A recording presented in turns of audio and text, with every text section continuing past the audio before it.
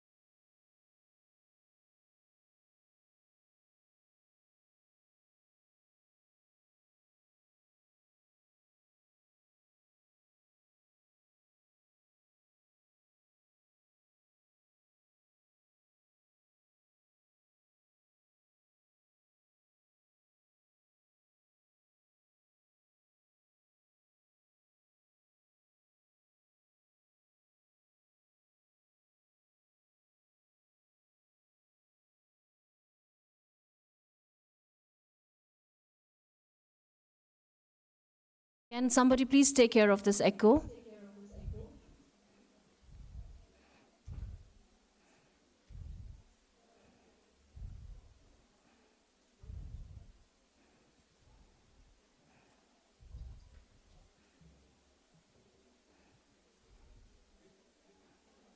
Are we good?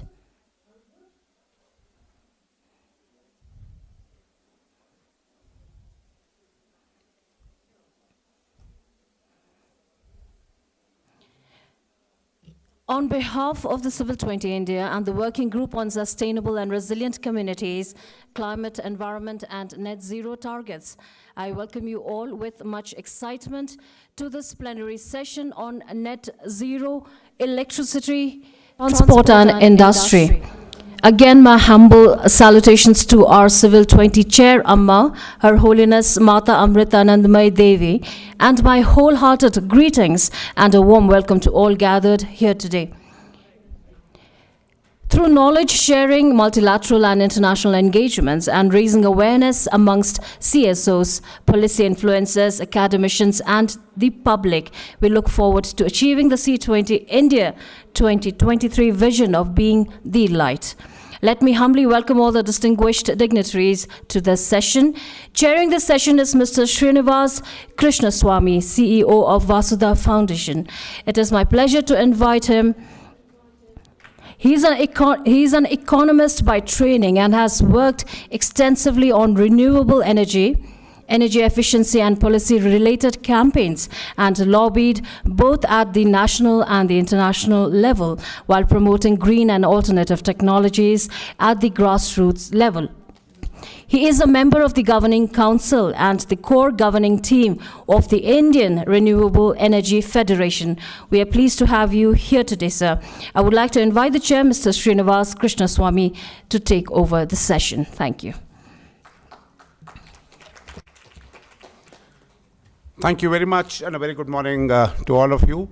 Once again, a very warm welcome to all of you to this Day 2, Session 1 on Net Zero Electricity, Transport and Industry. This session is of great importance and also timely, given the fact that as of date, close to about 140, 150 countries have already submitted the net zero plans with varying target years, ranging from 2047, 2045, 2050, 2060, and 2070. And there are many more countries that are likely to come out with their net zero targets in the coming years, hopefully, or the coming months. The reason that a lot of countries are still able to come up with the targets is not that they don't have an interest, or they don't have, it's not that they do not want to do it, it's just that they do not have the expertise to come up with such a net zero target or come up with a net zero pathway. In fact, a lot of countries that have also announced a net zero target year have not come up with a pathway. So given that, this session is of great importance, primarily again because the outputs, the outcomes from this session would also feed in to the policy report that would feed into the G20 India Presidency final meeting. Just to set the context for today's session, I have a few slides. May I request the slideshow be presented, please? While we have an extremely power-packed expert panel today, I just felt that having a few slides just to set the context and just to ensure that we have a very focused discussion, both from the panelists as well as from the floor, these slides will just set the context. And it basically sort of has two parts to it. One is looks at the GHG emissions, or the greenhouse gas emissions, which is again very important from a net zero perspective. And second, also sort of showcases on some of the actions that we have taken at home in India towards achieving our net zero 2070. The slides, please. Can we have it in the presentation mode?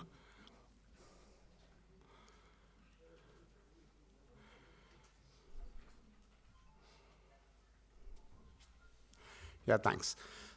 Now, this basically gives you a sense of what the global greenhouse gas emissions are.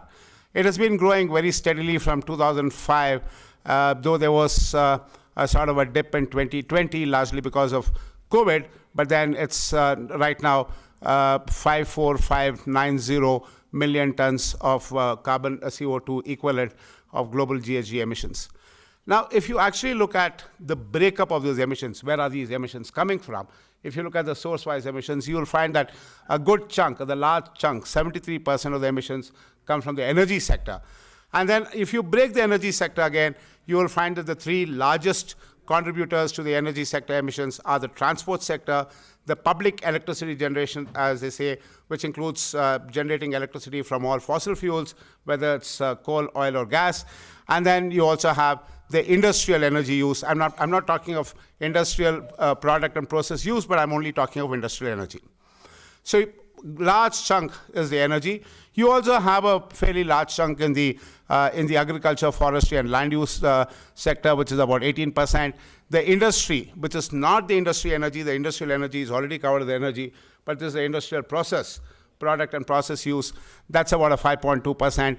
And then you have the waste sector, which is actually growing, but right now at a 3.2%. So this is the breakup of the global greenhouse gas emissions. Next slide, please. If you actually look at India, you have a similar trend. Our GHG emissions have been growing from 2005 to 2018. While it is a minuscule percentage of the global emissions, we are still the third largest emitters at 2,953 million tons of CO2 equivalent, having grown from 1,586 million tons in 2005. And again, if you look at the breakup of the emissions, the large chunk of it comes from the energy sector. Next slide, please. Coming to the energy sector emissions, again, the three largest contributors to the greenhouse gas emissions in India from the energy sector are the public electricity generation, which is largely coal-fired power plants with some amount of gas power plants. The next large chunk is industrial energy, or electricity used for energy used for industries, and then you have the third large chunk, which is your transport sector. And then you also have the other sectors, which is your captive power plants, contributing significantly to about 8%. This is just to set the context. Next slide, please.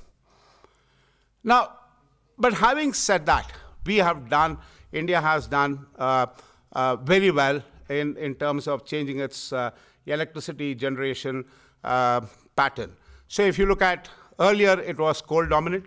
Now, while coal still has a major role to play, the renewable energy progress has been substantial and very impressive.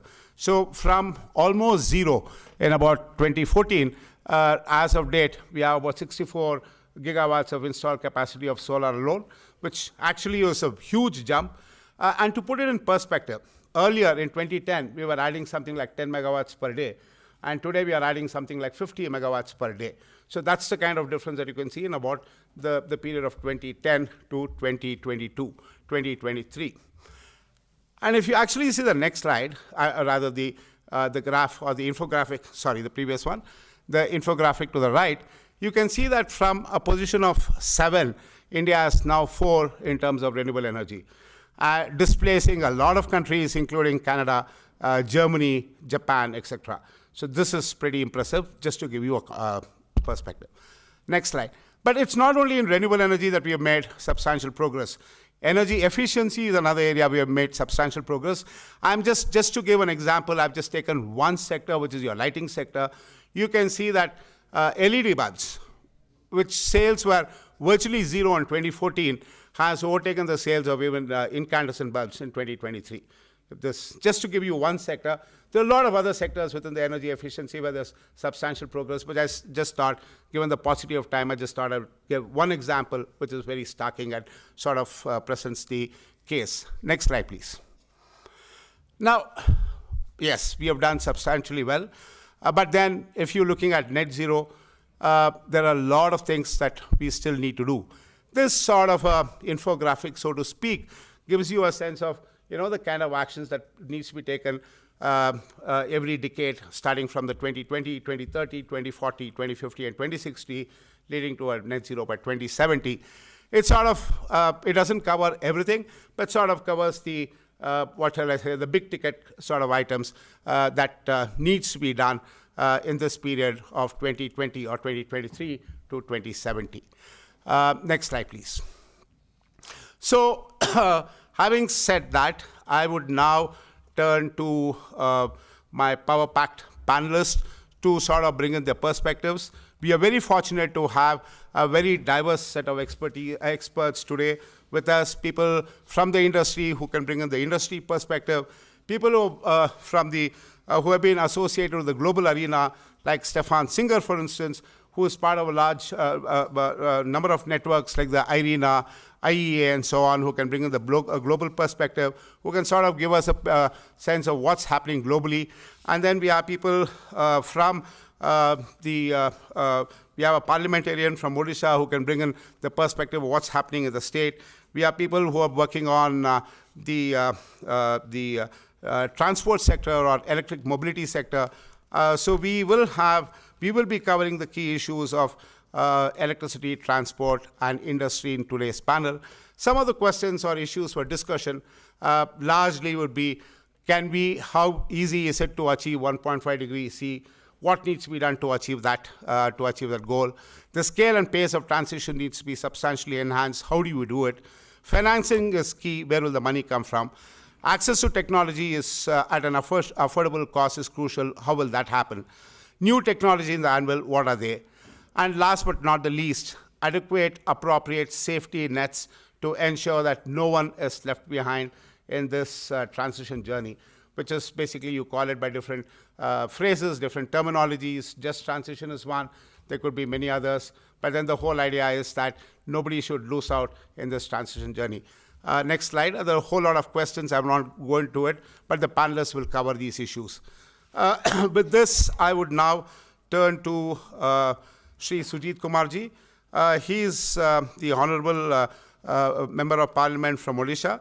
He serves at the Biju Janata Dal Party as a Member of Parliament, representing Odisha in the Rajya Sabha since 2020. He is also a lawyer and a trained arbitrator, practicing in the Supreme Court of India, various high courts and tribunals.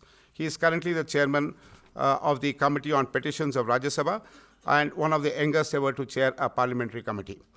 Over to you, sir. Hello.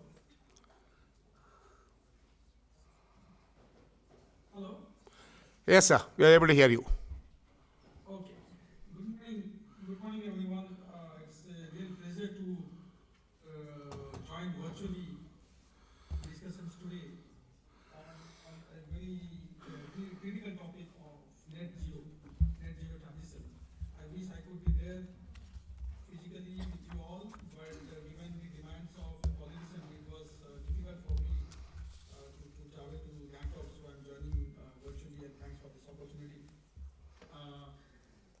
net zero, when we talk of net zero transition, whether it's for the electricity sector or for the transportation or for the industry, naturally there will be implications, both global and local. And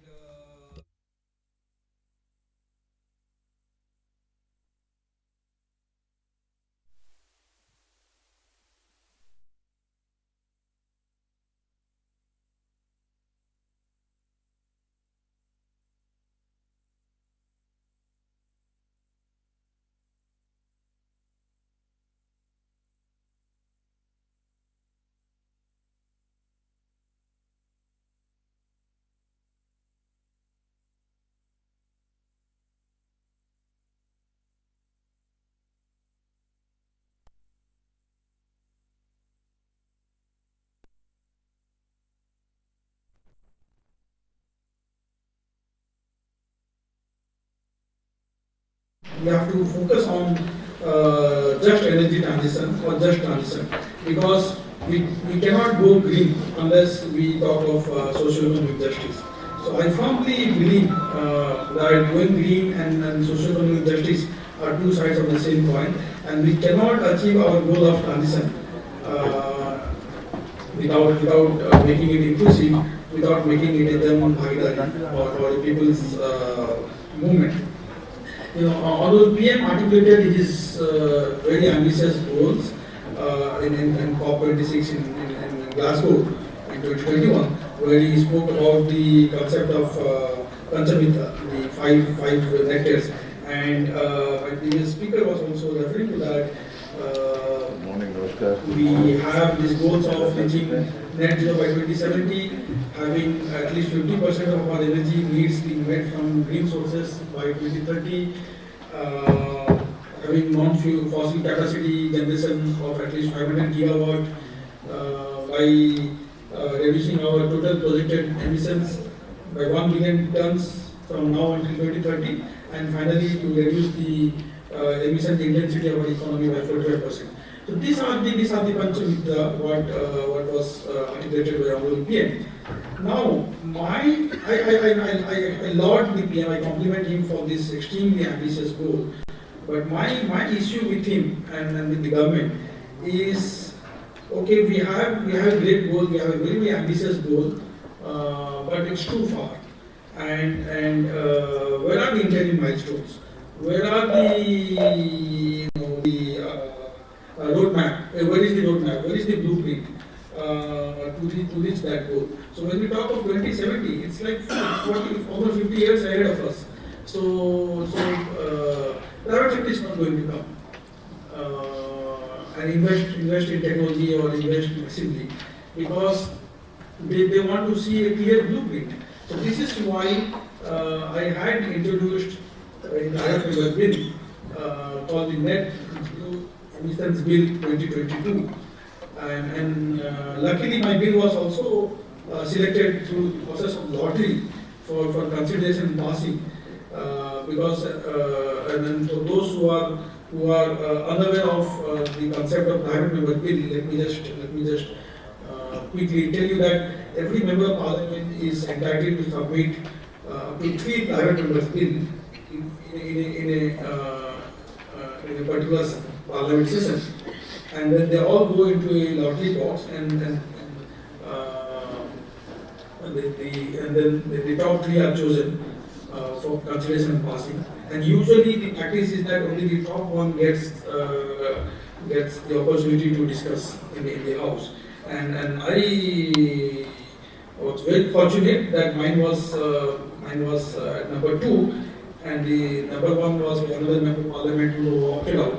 So in a normal course, I would have had the opportunity to take this bill for discussion, but given the disruption in the parliament, it didn't happen.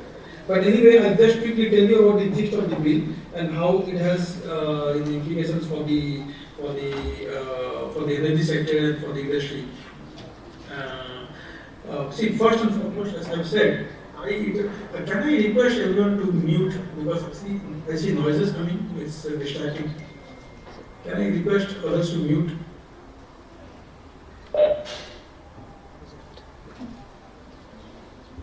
Okay, Thanks. So because I saw policy gaps, I saw glaring policy gaps in meeting the 2070 target or the 2050 target. This is why I thought it necessary to introduce the bill. So the first and foremost provision which is there in the bill is that it makes the government accountable for its goals and targets. Now you have the Electricity Act of 2003, you have the Environmental Protection Act of 1986, you have the Air Act, you have the Water Act, and then so on and so forth. But there is no single comprehensive legislation or framework in place.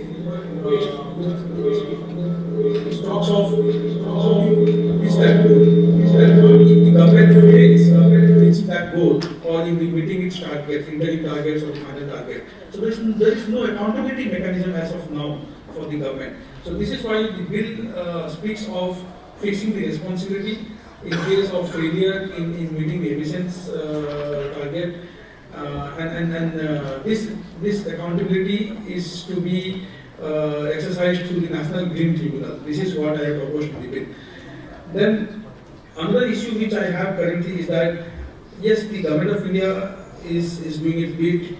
Various state governments are working in this direction. You have the urban local bodies, whether it's the municipal corporations or the municipalities, or you have the Panchayati Raj institutions, the three PRIs who are working in this direction. But you know, the challenge is that most of these actions are currently fragmented or very, very small scale or sector specific. So there is no interministerial coordination, there is no coordination between, there is some coordination, but I wouldn't say there is no, but not to the extent desirable. So there is need for more coordination between Government of India and the state governments and further down with the local bodies. So this bill talks of creating what I call a net zero commission at the national level, precisely to building this coordination mechanism. And also it talks of having a fund, a dedicated net zero emissions fund, emission reductions fund rather, at the national, state and the district levels. Okay. And the third thing is, today we talk of net zero target, or we talk of transition sitting in Delhi or at best at the state capitals. You know, you talk of this sitting in Delhi or Bangkok or Bhubaneswar or Jaipur or Bhopal, but what about the small towns? What about the districts? What about the panchayats? What about the villages? Are we talking about these issues where it matters the most? I'm afraid not. So this is why this bill talks of localizing, climate action. How do we decentralize? How do we, involve people at the grassroots in setting the agenda and in the implementation of the net zero goals? Fourth is we do not have a dedicated cadre who can work in this direction of green energy transition. So we need to create a dedicated professional at the national, state and district level to oversee such an ambitious target of net zero by 2070. And then, this again goes to the point I made about localizing climate action. Do we know which are the vulnerable communities? Do we know which are the vulnerable population? Have we created a registry? Have we created a climate vulnerable registry? If not, then yes, we need to create one, so that the transition takes care of the community or of the population which will be the most vulnerable. So these are some of the key suggestions which I made in the bill. And now let me come to the impact on the industry or the economy. In the presentation made by my predecessor, I saw about the need for having access to technology, access to finance. Yes, we need time-bound and low-cost finance if we want to succeed at our net zero. See, I refer to the fact that private sector is by nature risk averse. They won't put in money unless they have some clarity. Unless you tell them that okay, these are my milestones. This is the blueprint. This is the roadmap for 2070. No one is going to believe us. Yes, they might engage with us because we are the fifth largest economy in the world. We are close to a $5 trillion economy, and many surveys have said that as an emerging nation, India is a very, very attractive destination for development of technology and for development of investment when it comes to green energy. So in that sense, yes, we'll definitely get some investment and some capital. But if we are to become the leader in RE or the green energy, then we need to clearly have this roadmap. So from a private sector point of view, from a signaling point of view, I think it's extremely essential to have a comprehensive legislation. Because that financial stability, that integration of climate change risk into the financial framework or financial modeling has to be there. And this is when you'll have increased participation of development financial institutions or the international capital market. So from a signaling point of view, from the point of view of multiplying the current level of investment in our clean energy sector, in our just energy transition, I think a comprehensive legislation is extremely crucial. And my final point is that today the world is looking at India. We have a wonderful opportunity of being the president of G20. Unlike the other presidencies, people often say, what is so unique about India's G20 presidency? Because by rotation every country will have. Yes, by rotation every country will have the presidency, all the 19 countries. But what makes us unique is that we have truly become the torchbearer of emerging nations. Whether it comes to vaccine diplomacy, supplying vaccines to over 150 countries, to our population by 3, or being the region's first responder in terms of distress, reaching out to even unfriendly countries like Turkey in their time of need, population growth, or showing a path to the world through our structural changes, whether it's our digitizing our economy or having a bank account for everyone. So at no point in our independent history in the last 75 years had we earned the confidence as we have today, the global confidence. So this is why I think the world is looking at us. How are we going to navigate our transition? Because it has implications for the globe. India's energy transition is a global public good. Given the size of our demography, with 1.45 billion people, anything that India does will have global implications on global transportation, global industry. So this is why I think we really need to show the path. We have already shown the path by having this ambitious goal, but now is the time to have a proper framework in place so that we are seen as walking it up. Yeah. Thank you, sir. Thank you. Thank you very much.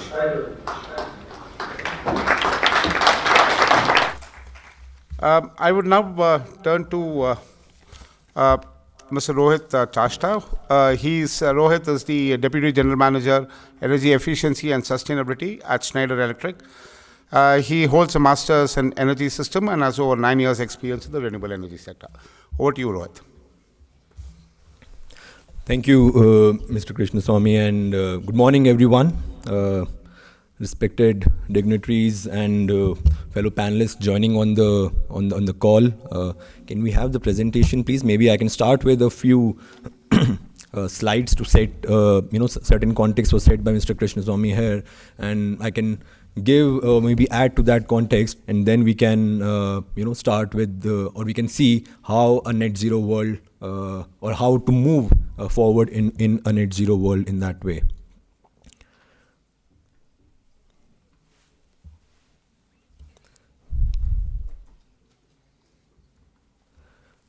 Okay, great. So again, as a very pertinent question everyone has today is that while we are either discussing or talking about net zero emissions, what is that framework, how to move about it, how to go about it, how to move into the future when we talk about a net zero world. So next, if we go to the next slide, in this case, now, I don't want to go into the the details of it. I think you missed one slide on the previous one. I don't want to go into the detail of it. I think we have discussed a lot on the aspect of climate change mitigation. It's an absolute priority. On one hand, we have climate change urgencies like a lot of events happening in terms of forest fire, glacier melting, droughts. And on the other hand, we have this whole challenge of urbanization, rising population, and even things which are on the lines of giving access to resources to people. So if you see, there is a paradox here. On one hand, we have all these climate change urgencies or events happening, which is because of the rise in greenhouse gas emissions. And on the other hand, we have to cater to the demands of rising population, urbanization, and giving access to resources to communities and to countries as well. So what do we do here? Do we stop progressing? I think the answer to that is no. Because there is no needed arbitrage, and I strongly believe that there is no needed arbitrage between climate change mitigation and human progress. As a matter of fact, there won't be any climate change mitigation if it doesn't build on human progress. So if you see this whole piece of greenhouse gas emissions, and respected chair talked about that as well. If you go to the next slide, and I won't go into much detail of it because he already mentioned about the same. So if we just see the source of these greenhouse gas emissions, as rightly mentioned earlier, if you click on once on this, if you see the total greenhouse gas emissions which are occurring in the world as per the recent IPCC report as well, more than 75% of that are CO2 emissions. And if you see the CO2 emissions, more than 80% of that is coming from energy and related processes. So we know where we need to act upon. This is at least one thing that we want to see. Now, if you go forward to the next slide, at our organization we had done a research some time back, which is on the lines of if you go to the next slide, when we talk about the whole aspect of how to go to a net zero world, this is a research that we had done recently at our own organization, and what we found that in the current sense, the current policies and climate change commitments that we have taken, we are talking about an equivalent of reducing 4 gigatons of CO2 emissions in a year. But this is, if extrapolated to 2050, we are going to, or even the end of the century, we are on the trajectory of 2.5 to 3 degrees Celsius scenario in terms of temperature rise, which is going to be catastrophic. What we need to do is we need to align with the 1.5 degrees Celsius scenario in order to curb the whole aspect of climate change mitigation and global warming. In order to do that, we need to become 3 times faster and 3 times deeper than what we are currently doing. So we need to be at a rate of 10 to 15 gigatons of CO2 saved annually, and which is by 2030, and by the end of 2050 we need to make our carbon emissions zeroed down for this globe, for this world. Now if you go to the next slide, you'll see that basically there are 2 aspects. So we earlier had established that how energy is the one responsible for this whole piece of greenhouse gas emissions or CO2 emissions. Now there are 2 aspects of energy. One is the supply side of it, which is nothing but the generation of energy use. And second is the demand side of it, which is nothing but the use of energy. Now in this whole particular 2 angles, the first coin of energy is decarbonizing the supply side. But I want to emphasize on this fact that decarbonizing of supply side is only one aspect of this coin, which is, if you see, is going to contribute to 45% of emission reduction by 2050. So it's only one part of it, and we are talking about technologies like on-site renewable energy, which is nothing but solar energy, wind energy, plants having these sort of solar energy and wind for industries, for buildings, for other segments or infrastructure. We also have another technology or concept of off-site renewable energy procurement that is gaining a lot of momentum in the recent times, where we are talking about, okay, a facility doesn't have the space or let's say the infra for installing an on-site renewable energy system. So you can use the grid infrastructure and you can have renewable energy supplied via grid infrastructure at your own facility. So that is something which is called as off-site renewable energy procurement that is gaining a lot of momentum in the recent times. And third is the concept of microgrid, which is always, or which has been an ever-evolving landscape, and in the future we'll definitely see a lot of these things coming into picture. But again, this is only one side of the coin and contributing to 45% of the emission reduction. If you go to the next slide, what you see here is, this is the second piece of this coin, which is demand side. When we say demand side, we're talking about the use of energy, and demand side is consisting of two things. One, and which is actually, going to be the first step whenever any net zero framework has to be designed, any net zero pathway has to be designed, the first step has to be reducing energy demand or the demand for resources. That's the step one. Now, in the first presentation also, we were talking about energy efficiency. The whole idea of energy efficiency, and I want to put this piece here, that how we'll enable energy efficiency in our industries, in our buildings, in our infrastructure, is through digitization. Digitization is going to be the technology that is going to enable this whole ecosystem of energy efficiency, right from the design stage to the operational aspect of the life cycle, and even towards the end part of it. So when we talk about the design stage, I'm talking about simulating a complete infrastructure which has a low embodied carbon into it. We're talking about a complete operational life cycle. And to give you an anecdote, the defining challenge of energy efficiency is that of visibility. The main problem with energy use is we physically can't see what energy is. And in order to reduce something, the first thing you need to do is you need to measure it, you need to make it visible. So digitization is that enabler that is going to make energy use visible, meaningful, and actionable. And then we can take actions on reducing that energy use as well. So that's where digitization comes into picture for reducing energy use. And then the third thing in resources, in terms of reduction of energy use or resources, is circularity. So from the initial aspect of design to the operations, the efficient operation of resources, and then towards the dispose, or even if, I put it as that we have to reduce or recycle and reuse our whole aspect of resources, and then even if needed to be disposed, it has to be disposed in a responsible way. So first step has to be reduction of energy use and resources in that way. The second step after that has to be electrifying the processes. Why electrification? Because electrification is the most efficient way of decarbonizing our energy use. I'll give you some examples here. If you see the transport sector, electric vehicles is the way that the transport sector is going to decarbonize. If I give you another example, again from the transport point of view, Indian Railways. Indian Railways has taken an objective or an ambition to become net zero by 2030. To our friends here who are outside, from other parts of the world outside India, just to give you a context, Indian Railways is one of the biggest rail network in the world. As a matter of fact, the largest network in terms of the passengers that travel through it. In terms of the length of the network that we're talking about, Indian Railways is the second largest in the world. This is the kind of magnitude we are talking about, and they have taken an ambition to become net zero emissions by 2030. And this is exactly the strategy, the framework that they are going with.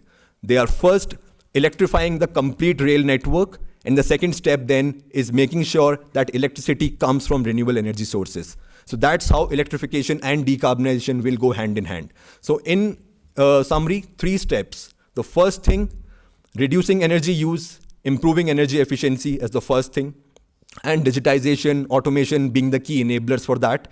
Second thing is electrifying the processes, because that's where the whole decarbonization aspect will come from. And the third thing is replacing the source of energy, which is right now a fossil fuel, replacing that with renewable energy sources. And if you see, on the demand side, if you just go to the previous slide, if you see on the demand side, 55% of the net zero emissions reduction is going to come from demand side decarbonization. That's the contribution a demand side decarbonization will make, which generally we ignore. We always consider renewable energy as the main force of, or the main driver in the fight against climate change. But actually demand side decarbonization is the unsung hero of the fight against climate change. And this is the one which is going to take us till the end towards the war. If you go to the next slide, this is how if I conclude in this whole piece, this is how a net zero world will look like. A world that is more electric, a world that is more digital. We're talking about at least 30% improved energy efficiency from what we are having today through digital technologies like automation, like the whole measurement and monitoring of resources, and of course, then the whole aspect of electricity, the increase in electrification. The electrification has to reach more than 60%, or to be exact, 63% by 2050, as compared to what it is today, which is around 18% in the overall energy mix. It has to reach to that point in order to make sure that we are going towards a net zero world. And third is about renewable energy. So making sure that 90% of that electric energy or the electrification that has happened, 90% of that is coming through renewables is what we have to ensure, which is again currently we are around 25% in that way, and we have to make sure that it comes as 90%. And this framework cuts across as a major transformation across industries, across buildings, across transport, or across other infrastructures. If I give you, just some example here, definitely this will be the major transformation. At some point, we'll need certain technologies like green hydrogen, like CCUS, carbon capture, utilization and storage, like negative emission technologies, like direct air capture, to go to that last mile. But this is going to be the major transformation that is going to take us to that last lap of this net zero framework. So just concluding it with this, if you go to the next slide, and I'll just end it and pause it here. The equation of the future has to be digital plus electric for a sustainable future and for a net zero world. And that's where I'll pause. Happy to take questions towards the end and have discussions during the day and after the session as well. Thank you. Thank you so much, Rohit. Completely agree that what is required today is ramping up actions on climate change, both in terms of scale as well as in terms of the pace. And also resonate completely with you on the electricity side or electrification of side. And I think there's already a Go Electric campaign by the government of India, which does not look at just the transport sector, but also the cooking sector and other sectors as well. And if that gets a lot more traction, then it could make a huge difference. I will now turn to Mr. Chincholkar. Chandrasekhar Chincholkar is the Director of Corporate Advisory at Customized Energy Solutions India Private Limited. With over 30 years of experience, he's an expert in business planning, performance risk, and financial management, with specific expertise in the renewable energy, electric vehicles, and green hydrogen. Over to you, sir.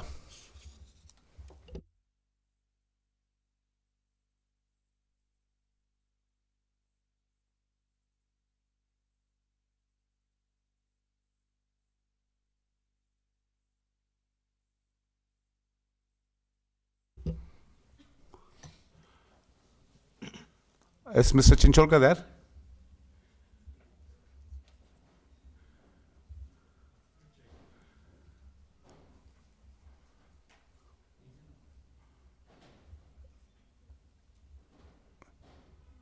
No?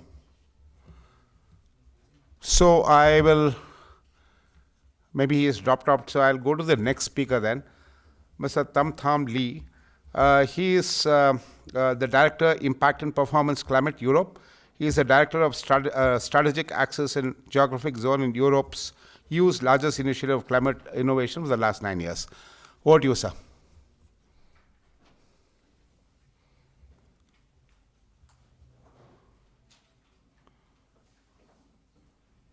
Dr. Lay?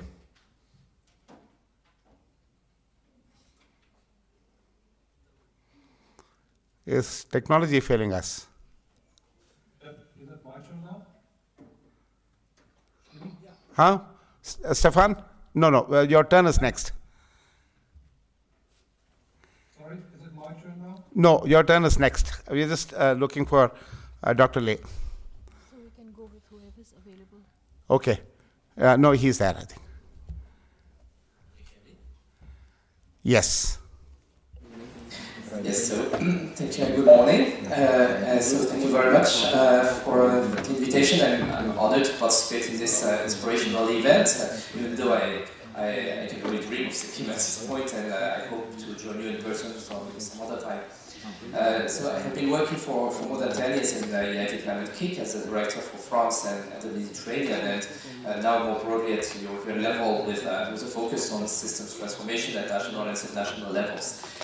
So for those of you who are not familiar with the United Climate Kick, we are the main European organization and community for climate innovation, selected and supported by the European Institute of Innovation and Technology of the European Commission.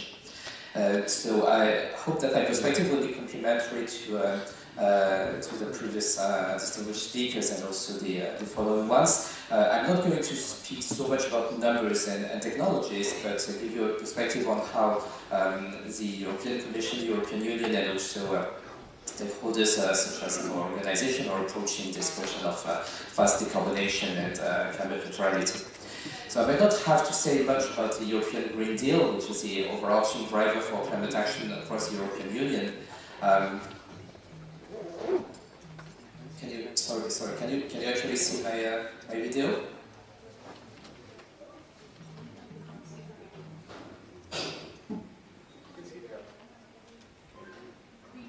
Oh, that's very good. Let me try again then.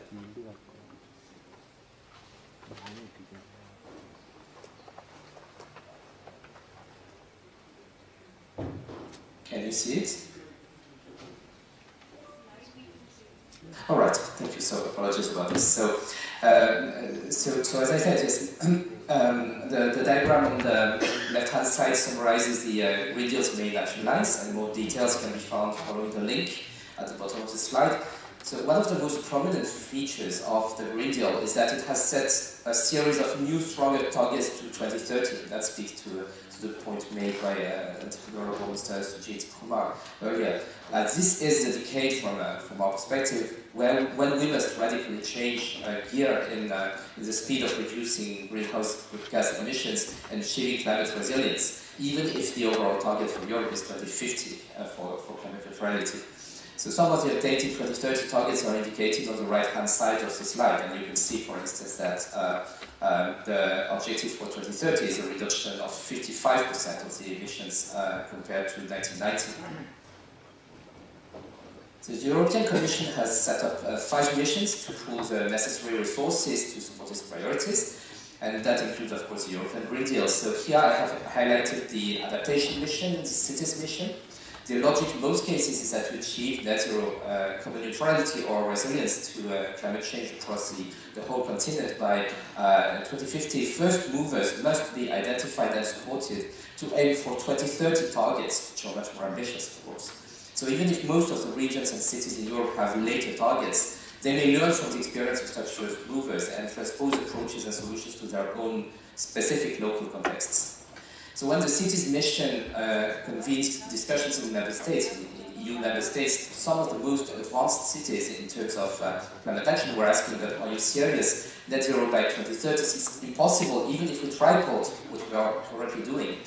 And the reply was, well, in simplified terms, well, precisely, this cannot be about multiplying what you are already doing the way you are doing it. It shall entail breaking organizational silos, designing integrated climate city contracts, and then we're projecting those roadmaps into the units within public administrations and across stakeholders and sectors more broadly.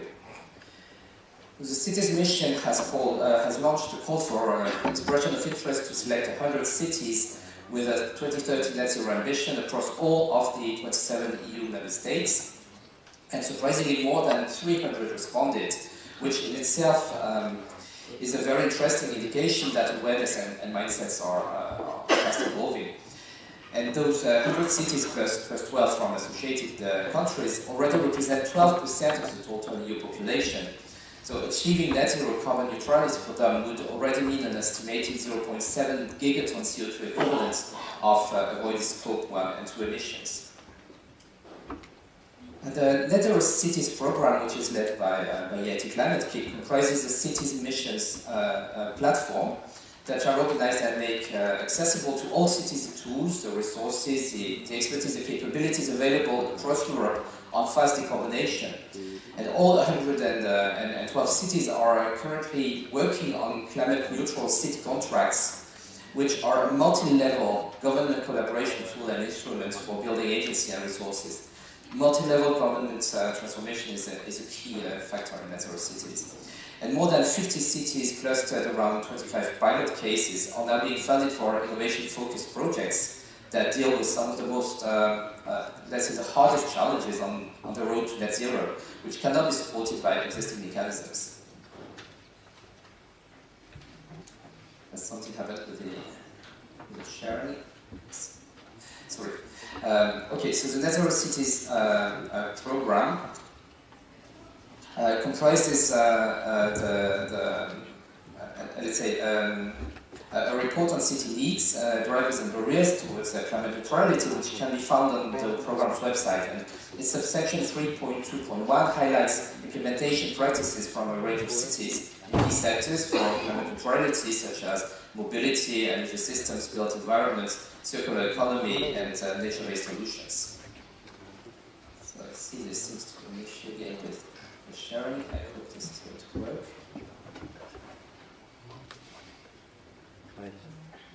Right. So now let me briefly discuss the EU Just Transition mechanism, and Just Transition was hinted at previously. So Just Transition is not only a concern between northern and southern countries, but also within Europe. And the JT mechanism seeks to address the social and economic effects of the transition, focusing on the regions, the industries and the workers who will face the greatest challenges as a result of this transition. So it entails actions to support the people and citizens that are most vulnerable to the transition, the companies and sectors who are either active in or comprising carbon-intensive industries, and the member states and regions which currently depend highly on fossil fuel and carbon-intensive industries. The Just Transition mechanism shall aim at mobilizing at least 100 billion euros, notably through a Just Transition Fund, an InvestEU Just Transition Scheme, public sector loan facility, also attractive conditions and risk sharing for public and private investors, as well as a Just Transition platform which will be providing technical assistance. So EIT Climate has been developing three main types of actions in a portfolio of Just Transformation programs. That is ecosystems projects such as the Reboost project, which I shall be describing in a minute. Initiatives to build community engagement and movement around just transitions, and deep demonstration programs, and I will provide a snapshot at the methodology for demonstrations at the end of this intervention. So over the past few years, we have built a series of climate innovation ecosystems projects as a construction and the maturation of cohesive innovation ecosystems as opposed to scattered actors is key to developing innovations to their fullest impact, and it requires dedicated efforts. Dr. Lee, could you wind up in 2 minutes, please? Project. Its aim was to empower local stakeholders in EU core regions, there are about 30 such core regions in Europe, to phase out lignite mining and existing lignite-fired power generation. The three involved regions are at different stages of their energy transition, and policy briefs are available on the project's websites that provide insight into stakeholders' mental landscapes in each region, and notably through the lens of climate justice. And one outcome of Reboost is this strategic simulation tool, which leads participants to negotiate, to select and fund priority projects across competing agendas. So I'll accelerate because the time is short. So in another region, the Basque province of Gipuzkoa engaged in 2 years ago a deep demonstration program. And Gipuzkoa is a region which has achieved an enviable level of prosperity that seeks to reinvent its industrial identity and to address hard and environmental sustainability challenges. So what we have been seeking to do is to integrate the national and regional initiative called Etorkizuna Eraikis into portfolio heuristics. So you cannot see the details here, but this is a mapping of current initiatives along the three dimensions of decarbonation, adaptation, and social cohesion. And then you have an exploration of solutions available locally and also more globally. So, all right, I'm asked to wind up. Sorry for the technical issues. I'm not sure they were on my slide, but anyway. The last thing I will show, if you allow me, is this methodology of deep demonstration, which is what we have been following, which has been inspiring the Net Zero Cities and the Cities Mission, which is how you can build systems transformation with challenge owners. So the first step is to establish intent and commitment from the challenge owners and secure a clear intent for transformation or change.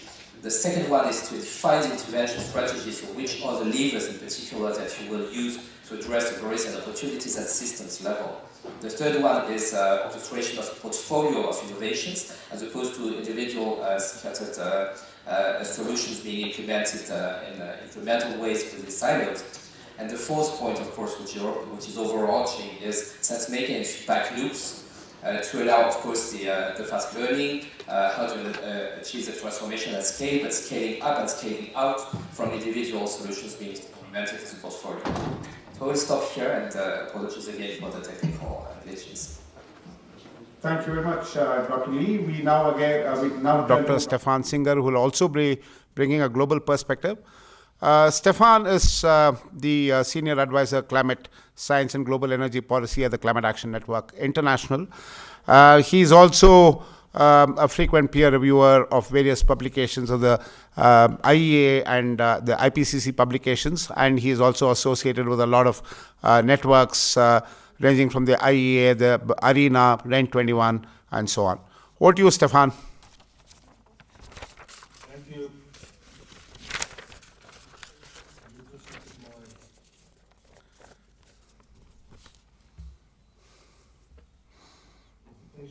Here.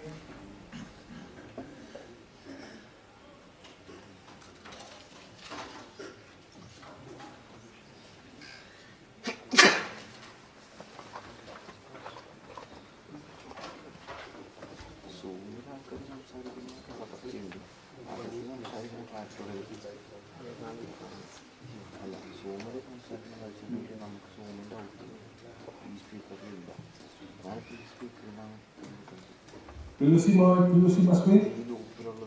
No, Stefan, you're not able to see your presentation. You see it? No. No.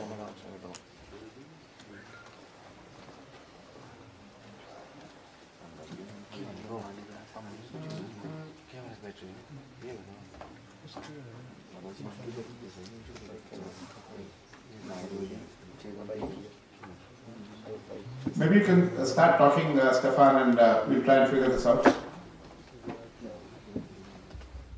Shri, I hear you very hard.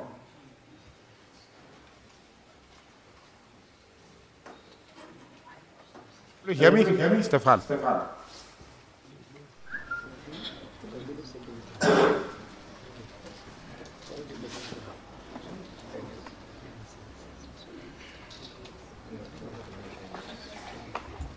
Stefan, are you able to hear me? Hello? Hi, Stefan, are you able to hear me? Hello?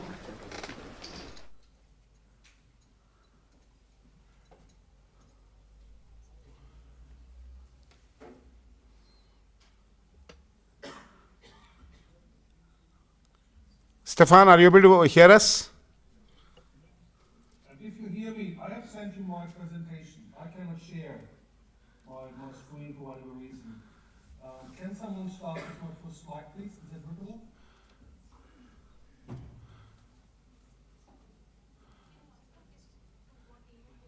It was sent to Dr. Murli.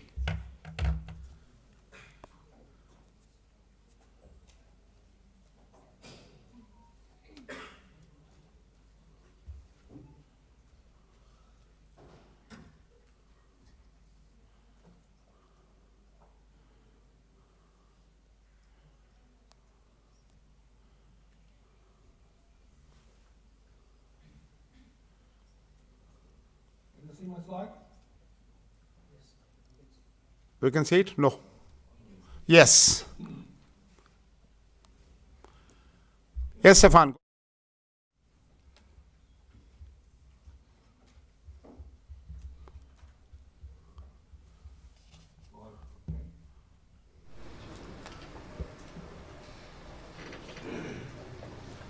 Where's Stefan? Yeah. Right. Yeah, there seems to be technical glitches. Okay, what I'll be doing is I'll be looking into, before let me shortly introduce myself. Stefan Singer, climate engineer international. I'm German. I'm based in Brussels, and I'm working for climate engineering international secretariat since a couple of years. We represent thousands of migrant CSOs worldwide in 160 countries, and we are arguably the largest climate change, climate protection, tree solutions, umbrella organizations for NGOs worldwide. And we work on all issues regarding climate change, not just Secretariat, many of our members, domestically, regionally, locally, and internationally. We have been working, in particular in the last years, on the IPCC, with the IPCC, on the UNFCCC, on many innovative processes, such as the Sustainable Development Goals, the SDG, the Convention on Biological Diversity, disciplinary review, and of course other international conferences and meetings, such as the United Nations Children's Families, where climate change played a common role. And we try to basically develop with our members policies and interventions in phasing out fossil fuels by 2050, going to 100% renewables in the context of just transition and fair and equitable sharing of the efforts, significant raising of funding for poor developing countries in both mitigation and adaptation. Now, let me start up with my first slide on the G20. It's very important that the G20 realizes that language, what G20 and G7 have been using in the past, is non-committal, which we encourage, we support, we reaffirm, we look at. This is basically, it's just like nailing pudding on the wall.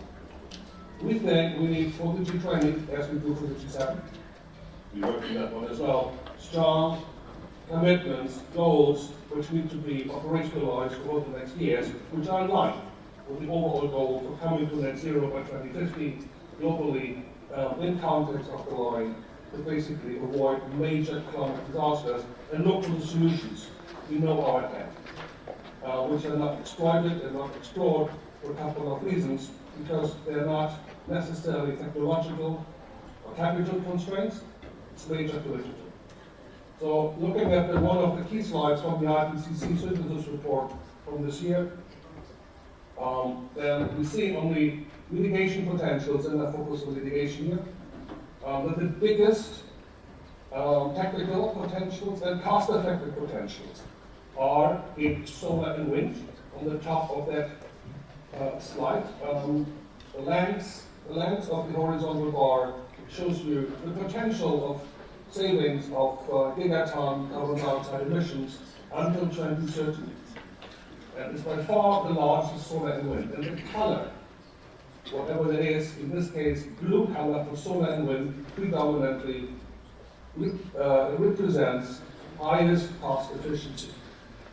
And yellow is a little bit less cost efficient, and then in the reddish, it gets more costly. So you have at the bottom the explanations on that one. So solar and wind are by far the largest potentials, and then there's nuclear, CCS, and bioelectricity are not as strong. Then you have other options. I'm not talking much about those. They come in below. They're also high, but they're more costly. Those are globally average numbers. Many different studies from the IPCC on land use. But the interesting thing is, this is just solar and wind. If you go down,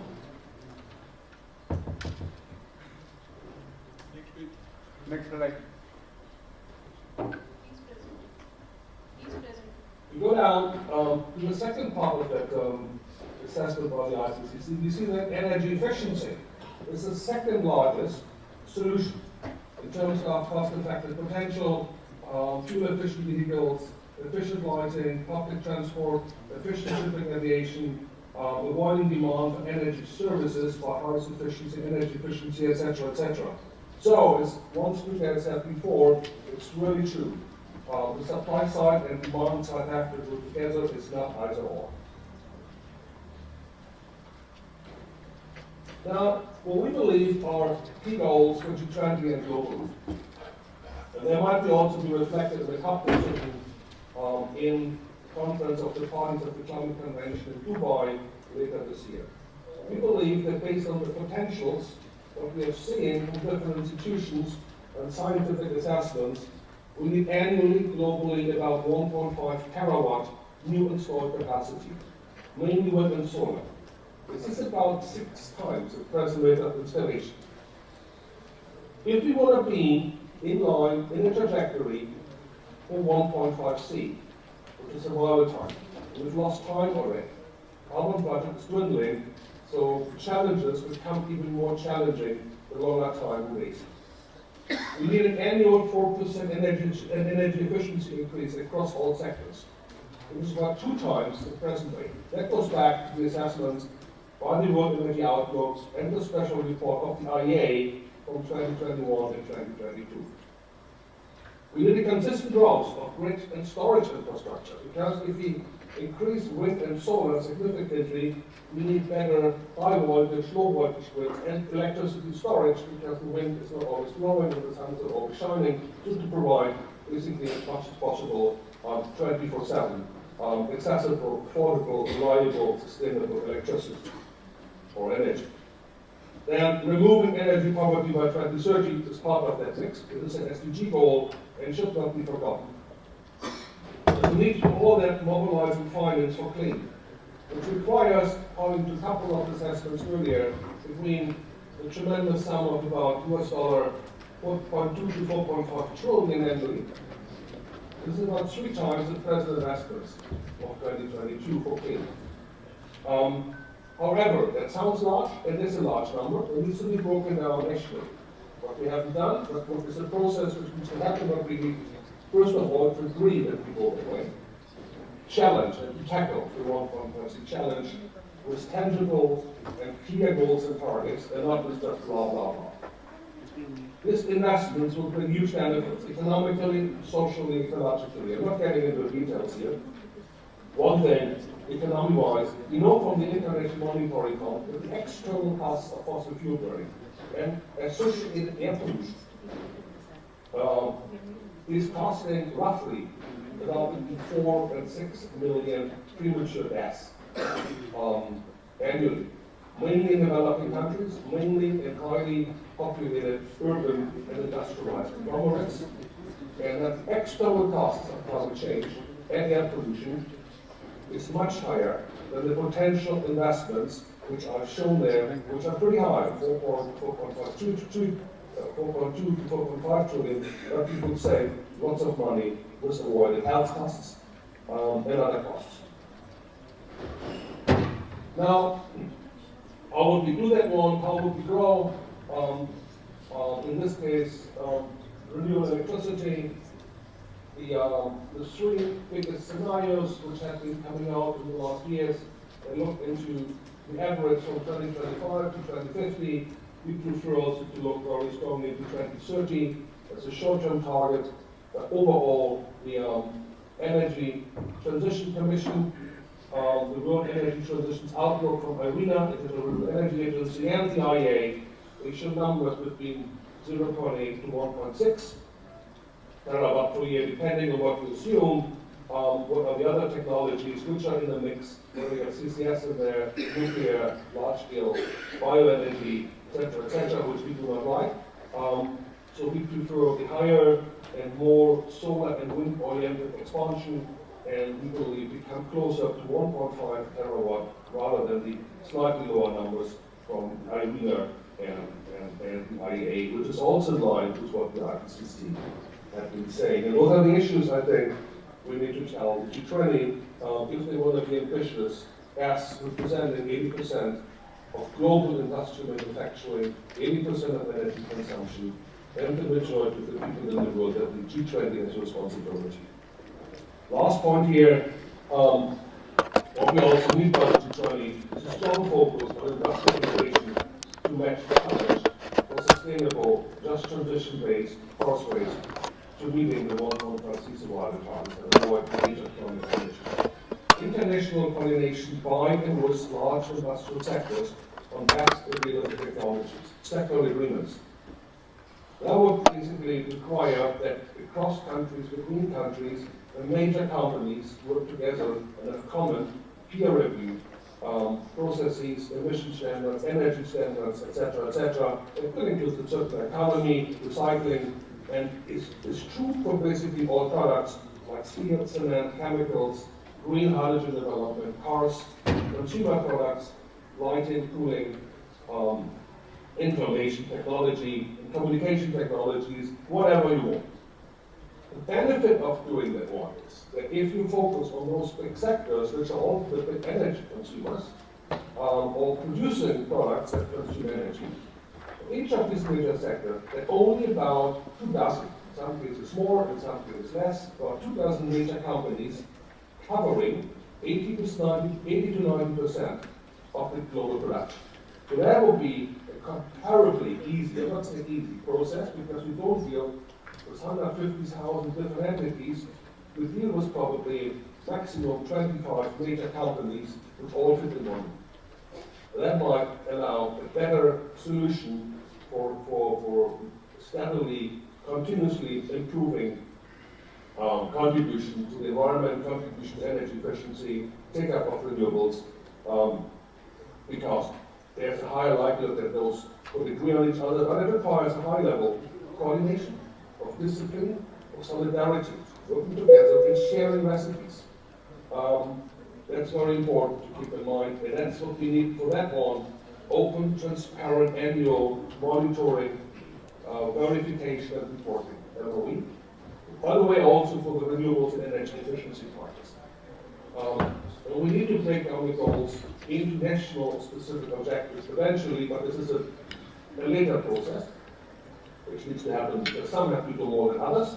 With some equitable issues and equity issues and fairness issues, some have less industries than others. So I think there's an equity issue involved, but we can talk about it separately. That would not be part of the direct G20 process.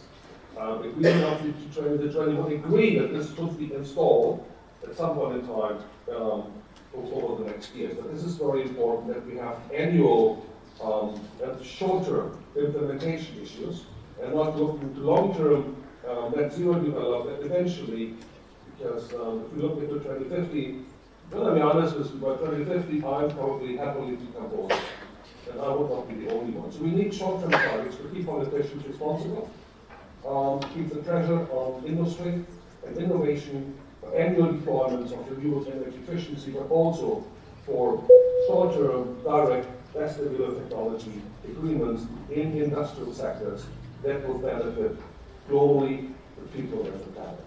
Thank you very much. Stefan. Do we have Mr. Chincholkar? Is he there? Yeah. Mr. Chincholkar, over to you.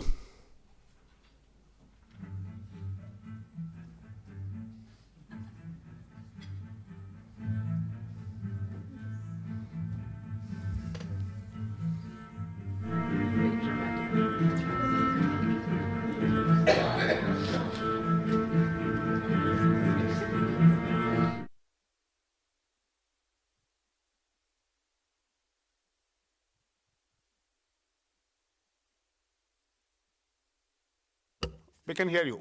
Please go ahead. Hello? Yeah, we can hear you. Please go ahead. Okay, so thank you so much for this opportunity to present myself at this summit at Sikkim. My apologies, there was some issue initially with the WebEx and I couldn't join the earlier call.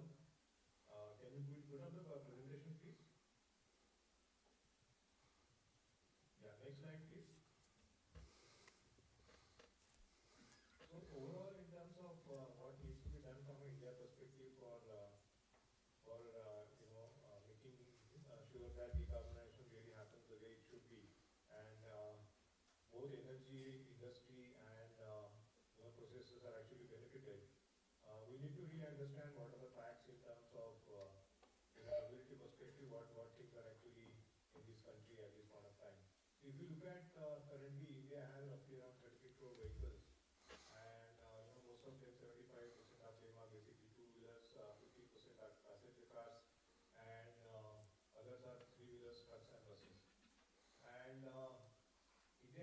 itself a target of around 30% for electric mobility by 2030. If you look at some of the numbers declared for December 2030, December 2002 to calendar year, the number penetration is significantly good, and we are possibly seeing a good amount of traction in terms of people moving to electric mobility in the coming days. At 5%, growth momentum from the current numbers, we can possibly go to say around 45 to 48 crore vehicles in the coming days. If you take some 15-20% as scrappage policy, the number of vehicles on road in India could be anything in the range of 40 crores.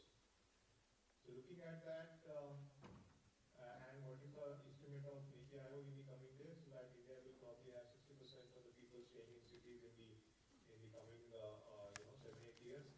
And looking at the current consumption of petrol and diesel, which is almost more than 10 lakh crores at this point of time, we need to really ensure that we are able to move faster towards clean mobility in the coming days. In terms of hydrogen availability, India currently consumes 7 million metric tons of hydrogen. It's not like India says that India is just free to hydrogen. Only scenario is that India is using hydrogen only from a refinery, fertilizer, and chemical industry perspective. Transportation perspective has not really been utilized or been really thought over in the last so many days. But last few years, the government has really put its thought in terms of hydrogen mobility, and we've seen some trials being done by Toyota Mirai in the last year or so. And other than this, government is also looking at exporting 5 million metric tons of hydrogen in the coming days. India will obviously need huge amount of batteries if you look at per capita energy consumption, and also any mobility which is less than 250 kilometers on a daily basis obviously needs more batteries, because hydrogen viability actually comes when the mobility figure is basically more than 350 kilometers on a daily basis. If you look at the current size of the economy, the likely growth in the economy, and India moving to $5 to $7 trillion economy in the next few years, and probably $27 trillion economy by the end of the century, I think this is going to be a significant challenge for the country as a whole. Next slide, please. So, our estimate of in terms of mobility is that if you look at the worst case scenario, best case scenario, and the most next door electric vehicle scenario, we're talking about 12 crore or 5.6 crores or 3.7 crores vehicles on the road by 2030. If you look at the number which I said in the previous slide of 40 crore vehicles being on road, 50% of that effectively means 12 crore vehicles. So, in terms of government estimate and the penetration possible, there is a possibility as of in a best case scenario in the next 7 to 8 years. If you look at the worst case scenario, what can be the requirement of batteries, say even at an average 10 kilowatt hour per vehicle battery, we probably need something in the range of 347 to 350 gigawatt hour of battery manufacturing capacity in the next 7 to 8 years. What government has actually rolled out at this point of time is the first RFP for 50 gigawatt hour, and that is something which is currently under construction, and we are hoping that next 1 year time frame, we are possibly seeing a scenario where around 25 to 30 gigawatt hour of lithium-ion battery manufacturing, cell manufacturing capacities will be basically up and running in the country. So once cell manufacturing is available, then battery pack manufacturing will not be an issue in the coming decade. So next slide, please. So if you look at what are the new age mobility scenarios in the country, battery electric vehicles, when we have new age batteries, then we have to worry about concerns about battery supply chain. So battery supply chain is something which is significantly currently lacking, but with the issuance of ACC PLI tender, we expect that 60% localization will happen because incentives are based on localization. And then we have ethanol-based economy where it is 2G or 3G. Then in terms of renewable energy, we have solar, wind, and other capacity creations that are already happening and will happen in the coming days. We have some LNG-based vehicles also in the offing. Then we have a lot of I keep using Dr. A.K. Nayak, and he keeps promoting about possible, and replacement of existing thermal plants with small modular reactors with a capacity increase of around 2 to 2.5 times is something which is possible.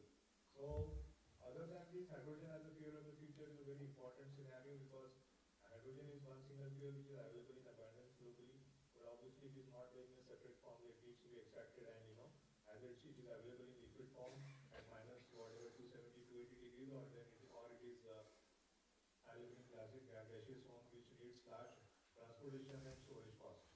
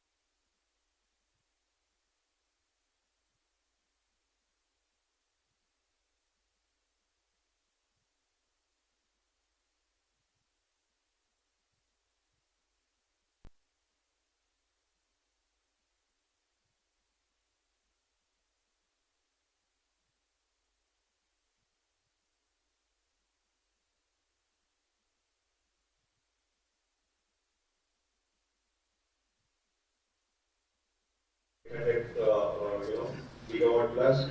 In terms of ratio between energy, renewable energy and energy storage, we could talk about 6% RE, which will run for around 3 to 4 hours on a daily basis, and that will probably lead to 128 gigawatt hours of energy storage requirement. So the other consulting firms and NGOs who have been working on this area, they talk about much significantly larger numbers. One such NGO talks about 350 gigawatt hours of requirement for energy storage. Cost per kilowatt hour currently is on the higher side, but with higher running, probably the cost will come down in the coming days. And we see a possible investment of $38 million, almost more than 3 lakh crores in the coming years in terms of energy storage really happening. The expectation of ROE is in the range of 32% and 14%, which is reasonable from a storage asset point of view. And if you look at trying to convert the 3 lakh crores into what can be the size of as compared to different industry, it probably is something in the range of 7.5 to 8% in terms of the assets which can be put to use in the coming years. Next slide, please. So may I ask you to wind up, please? Yeah, we're running out of time. This session is only required, but I would like to open the floor for discussions too. If you could wind up fast, please. Finish it for 3 minutes, sir, please. Yeah. Okay. Next slide, please. So here also we can see what is the requirement for lithium and battery system in the country. So we are talking about significant increase in the coming years. And in terms of best case scenario, worst case scenario, and business as usual scenario, what are the possibilities? Next slide, please. If you look at decarbonization, almost 80% is industry decarbonization, 20% is mobility waste. That is something which needs to be really addressed. Next slide, please.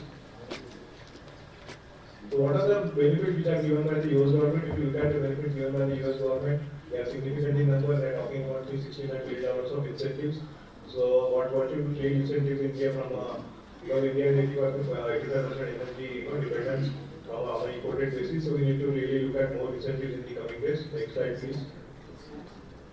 So broadly a comparison between US and India, this will help us to understand why US government has given such large incentives and how well India should be really standing in the coming days. Next slide, please. So, bankers need to really understand private sector guidelines are already in place, but they need to be really implemented in a better way. One of the best ways to really come up with the investment is the English model, which has actually been used by NHI, and that seems to be one of the best models because instead of trying to invest money 6 or at 7% the fixed deposit can really go to InvITs and probably earn anything in the range of 10 to 11%. Next slide, please. So InvITs are the best way to move forward. 90% of the dividends or income has to be distributed, so that can benefit all the investors. Next slide, please. These are the SDGs which are actually getting addressed. So the green energy, what we address is SDG number 3, 7, 8, 9, 10, 11, 13, 15 and 17. And this is something which is possible through green energy. Next slide, please. So how this can help India? Two major points. This can help India in terms of new age leadership, and this can help India to become a significantly large economy in the coming years, which is almost $27 trillion or maybe $10 trillion by 2030. The numbers are going to be humongous in the coming decades, and we really need to garner ourselves or push ourselves to ensure that we really achieve those targets. Next slide, please. Other important points for discussion. Next slide, please. Other important points for discussion that McKinsey talks about something in the range of average $10 trillion required per annum for the global decarbonization process. IEA basically talks about $150 trillion. If you make an average of both these things, it will almost be $7 trillion required globally per annum. And if you look at the size of the global economy, it is something which requires humongous commitment from all the all the countries. And most important parameter that India really needs to look at is institutionalization of public and private transport, because we have large number of fleets owned by very small people and there is no institutional ownership. Next slide, please. So, I keep saying this at various conferences, and what Barack Obama also says that we are the first generation to feel the effect of climate change, and the last generation who can really do something about it. And if you look at the last 100 years, what has gone wrong in the last 100 years, we need to really ensure that we cover up this in the next 20 to 25 years, so we need to run really 4 times faster. So thank you so much for the opportunity to speak at your summit, and thank you so much. Thank you very much. Thank you very much. We are actually overshot the time, but with the permission from the organizers, I would like to just open the floor for 1 or 2 very important thoughts, suggestions for the policy document. Please keep it brief. If people have any thoughts, we'll be happy to take them. And we would like to, put that into a few buckets. One is what needs to be done to achieve the 1.5 degree C goal. That's number one. Second, where is the financing going to come from? Because all the speakers have talked about financing. And the third is the technology. If you can share your thoughts in these 3, 4, 5, and then the fourth, of course, is not leaving anybody behind in the transition journey, which is basically a just transition or bringing in the safety nets. If people have any thoughts to share, You can take only 2. Yeah, 2 minutes is what I'm told. Can you keep it brief, sir? And please introduce yourself. Sure. Thank you. I'm Durga from Nepal. Actually, what I would see is that there is some mismatch between the trend going on and what the domestic policy is. For example, like the tax policy for the import of the e-vehicle is very high. That's why the domestic market is not that thriving. So in that case, I think what policy suggestion I would like to make here is actually it is important to encourage that the political leadership at the national level to be in the line with the trend, so that the domestic e-vehicle that market could also be boosted. That's it. Thank you. Thank you very much. So basically, you're referring to policy cohesiveness, right? Yeah, and coherence. Thank you, sir. I'm Charles from Ghana. My has to do with human behavior, or human beings are dynamic. And for that matter, if there is to be an implementation of a policy, I think there should be a proper coordination with the low-level people. For example, I believe that if our education sector is to pick up training right from the scratch, kids getting to understand the effect of whatever engagement that they do have on the environment, gradually we'll be able to overcome this. I think irrespective of whatever policy that will be in place, if human beings are unable to go by it, then we'll not be able to hit this kind of net zero thing that we are looking for. So for me, there should be proper engagement with our education system. Thank you. Thank you very much. I think Sir, it's time. may I? Please. You- Yeah, go ahead. Yeah, thank you. I think most of the experts have spoken about one of the solution as using the batteries. I was reading some report which electric batteries, electric vehicles. Are we taking the stock of the situation in 2050? The millions of electric vehicles on the road in context with India, and the batteries that would be available as one of the big challenge for disposal, and whether they will be environmental friendly, what will be the load on the mines for digging out the copper and the lead that is required, and how eco-friendly that would be. Otherwise, whether we will be opening up another set of problems for the coming time. This is just my humble submission. I'm not expert in it, but this is just my concern. Thank you. Thank you very much. These are definitely points to ponder, and maybe we can discuss offline. There are a lot of people who have done a lot of work on this, and there's this whole circular economy also that people are talking of, but we could do it offline. Yeah. Yes, ma'am. My name is Churingyuden Bhutia, and I'm from the Sikkim. And there was two things. So one is already sir has covered it. One, my concern is that in presentation it shows that there's a big potentials of solar to mitigate this thing. But why solar is so expensive? And so most of the people can't afford this solar. So why don't you make solar as a get in subsidies or maybe at a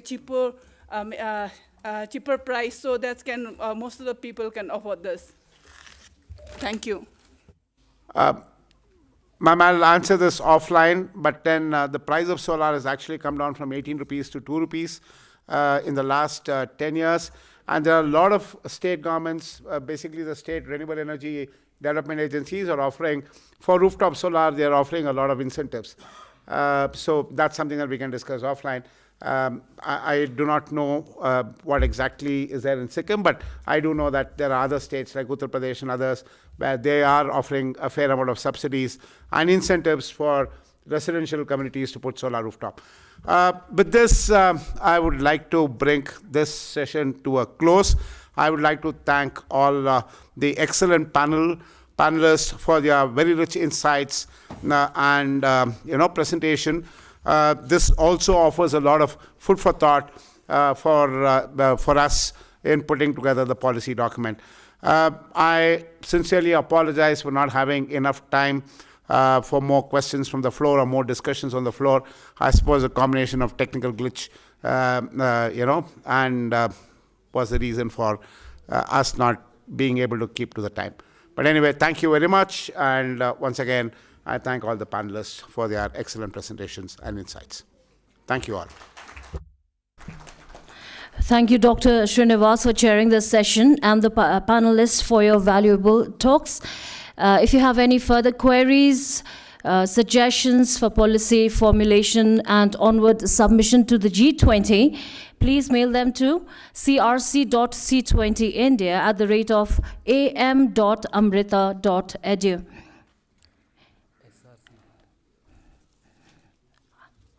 I'm sorry, it is src.c20india@am.amrita.edu.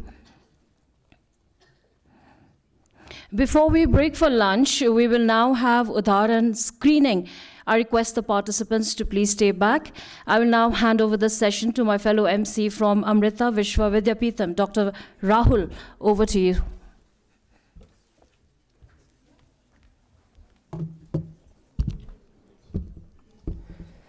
Thank you, ma'am. Good afternoon to all of you present here. So we are going to continue from where we left out yesterday. So Udaharans are basically best practices from around the world that we would like to showcase. A lot of CSOs had submitted more than 100 plus Udaharans. We are here to showcase around 28 of them.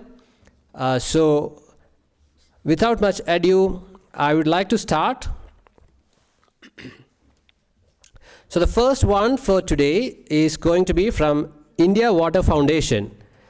It is about rejuvenating the local water capacity and empowering entrepreneurial capacity. May I request Shweta Tyagiji to come on stage, as well as the AV team to please play the video from India Water Foundation. Thank you.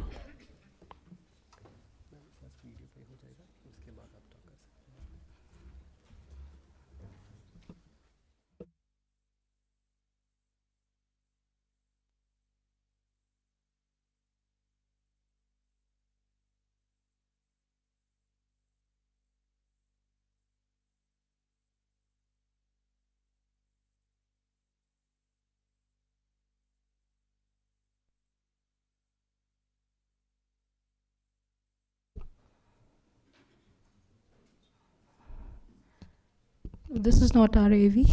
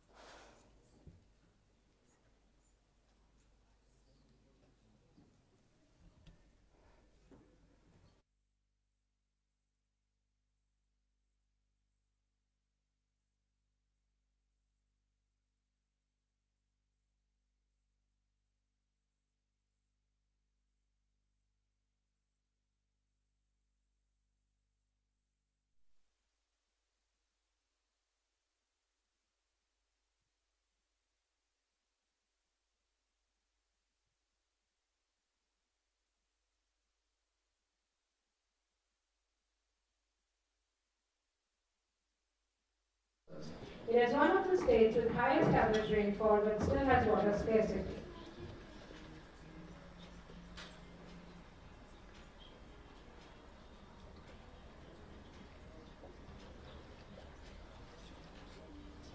Unsustainable mining practices like rat hole mining was prevalent in Meghalaya as it brought more money but adversely deteriorated the surrounding agricultural land, forest area and water resources. The water got contaminated and acidic. Open limestone channel was adopted as a solution to get rid of the acidity in water.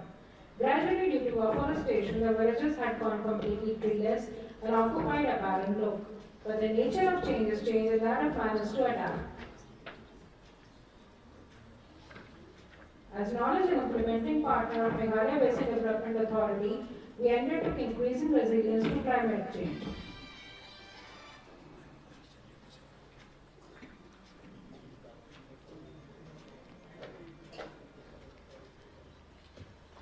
We identified environmental concerns emanating from climate change and seeking possible solutions using traditional knowledge, capacity building, and community learning. Training in water conservation and rainwater harvesting led to the creation of small water reservoirs to provide water during the lean period and also for pisciculture and aquaculture. The community took a step towards implementing afforestation through community nursery and transforming the landscape of once barren lands. The village also laid down several laws and guidelines to forbid the villagers from cutting trees recklessly, where no villager is allowed to cut trees or damage the flora and fauna.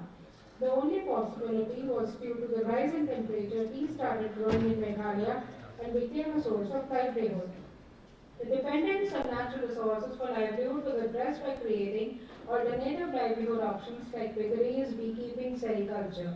As an individual, these steps are very small, but collectively these small steps become a public movement. We already know how to conserve the forests. We said a community member. We have been doing it for centuries. All we need to do is support and help spread the tradition.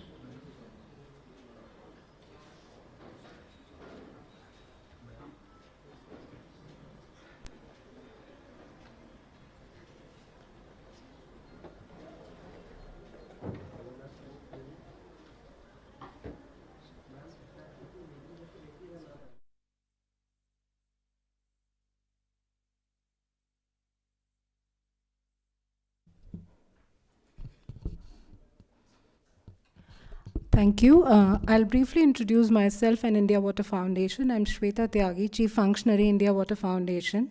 India Water Foundation is a civil society and think tank and has several UN accreditations which are on regional level, on Asia-Pacific level. We are observer organization with UNFCCC, with UNCCD, with IPBES, CBD, and we are permanent members in the Governing Council of United Nations Environment Assembly. Our work in Meghalaya started almost more than a decade ago. It's almost been 13 years when we started work there. So the challenges in Meghalaya, the next slide please. The challenges in Meghalaya which we identified were basically related to environmental degradation and the dependence of the communities on natural resources for their livelihoods. So it was important because to generate alternative livelihood options so that the communities are not relying on natural resources for their livelihoods. So when we went there, we could clearly see that Meghalaya is rich in environment, in minerals and forests, land cover, flora and fauna. Cherrapunji is known as the city with highest rainfall. And it's ironical that in spite of that, Meghalaya is known as a wet desert because the maximum rain goes through runoff. Then the geographical proximity to neighboring countries like Bangladesh, Bhutan, Nepal and Myanmar. And but there was a lack of holistic integration between departments, lack of cooperation and convergence, lack of cooperation and convergence from state as well as center. That was the main factor which brought us to Meghalaya. Next slide, please.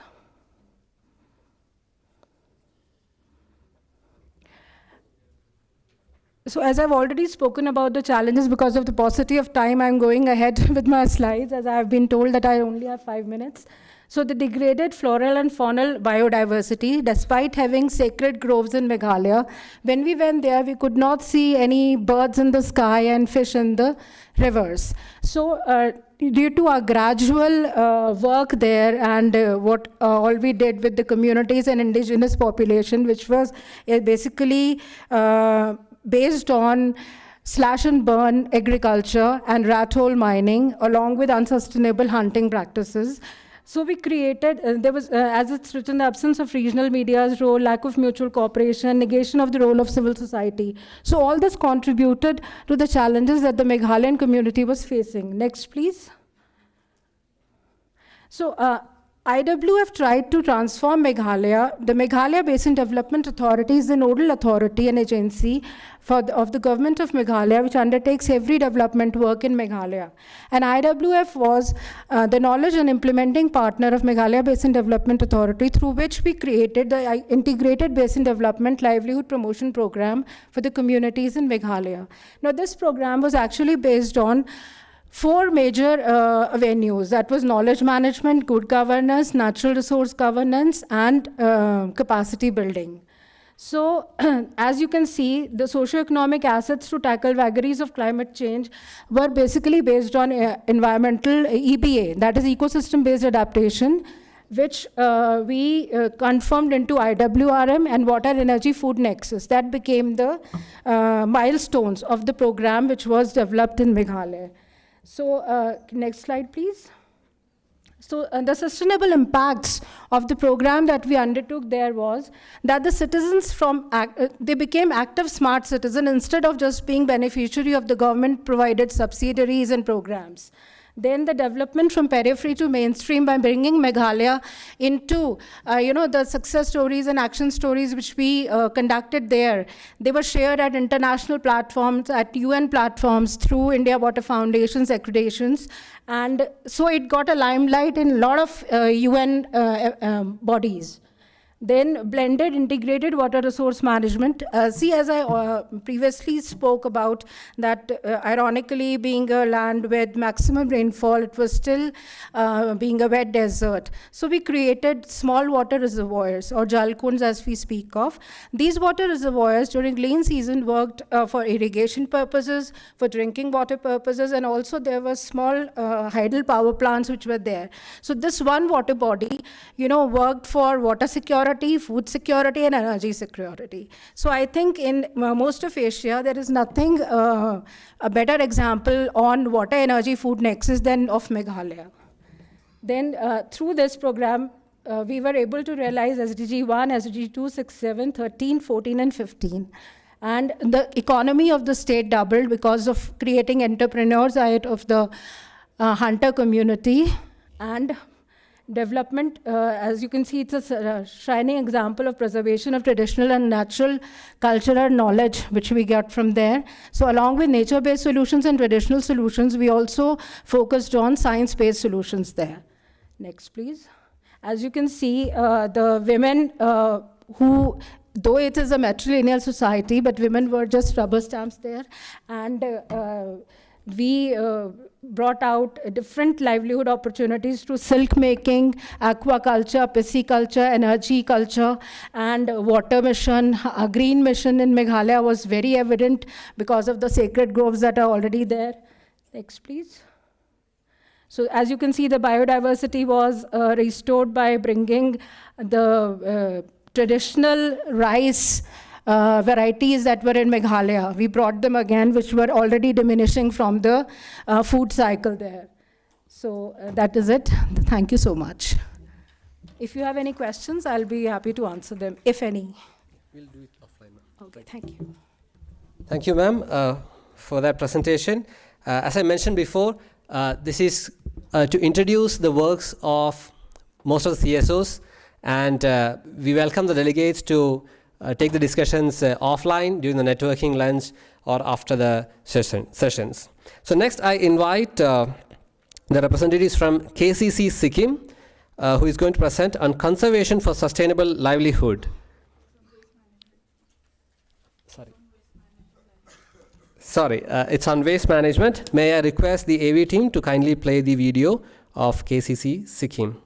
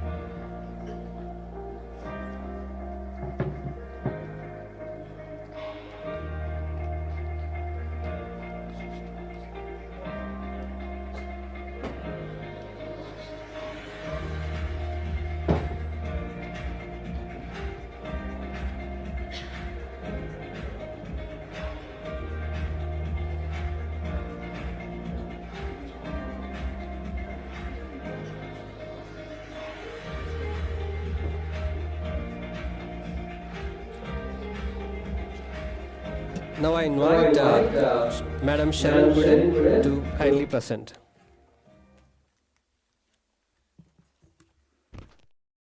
Namaste and good afternoon, everyone. My name is Chiring Yuden Bhutia, and I'm a founding member and president of this Kanchenjunga Conservation Committee. Presentation, please. Kanchenjunga Conservation Committee is formed in 1996, and we are working on conservation and sustainable livelihood from last 26 years. So among them, we are doing a lot of activities on conservation. So among them is one of this waste management thing. So today I'm going to present a very short presentations on our project, Zero Waste Trekking Trail. Can I have next? So the project is undertaken to help the reduce negative impact of tourism, especially in the Kanchenjunga National Park, World Heritage in 2009. Because we are working since 1996 to picking up litters and cleaning up campings and all. Then we thought this is not a sustainable way to manage the waste management. So that the zero waste concept we developed and we implemented in Kanchenjunga National Park to see how this project will do it well or not. So impact of this project is to reduce the waste in the Kanchenjunga National Park more than 90%. 90% the waste is reduction from last almost 13 years, and same model is implementing in 26 blocks in the Sikkim state. We are working on this waste management since last 13 years. Then we got opportunity to work to draft a waste management policy for state government for the rurals and urban development also. So then on that waste management policy, then Sikkim State Rural Department is making same the model resource recovery facilities in 26 blocks. It's really working, and one of the successful stories we can share proudly that Yoksam Gram Panchayat unit last year's received one of the cleanest Gram Panchayat award, and they receive cash money of 5 lakhs rupees also. It's really feel proud that what initiative we have done that's implementing, and they are taking very well. And then hoping for the best, then other Gram Panchayat unit also will do like a Yoksam Gram Panchayat unit in the future. So the best practices is that in those projects, with the less manpower, with the less the minimum finance, we are running this project since last 13 years. And more than 5,000 tourists visit this Kanchenjunga National Park. If you keep averagely, then 5,000 people in the one day, and so they stay there for almost a year, 5 to 15. Yeah,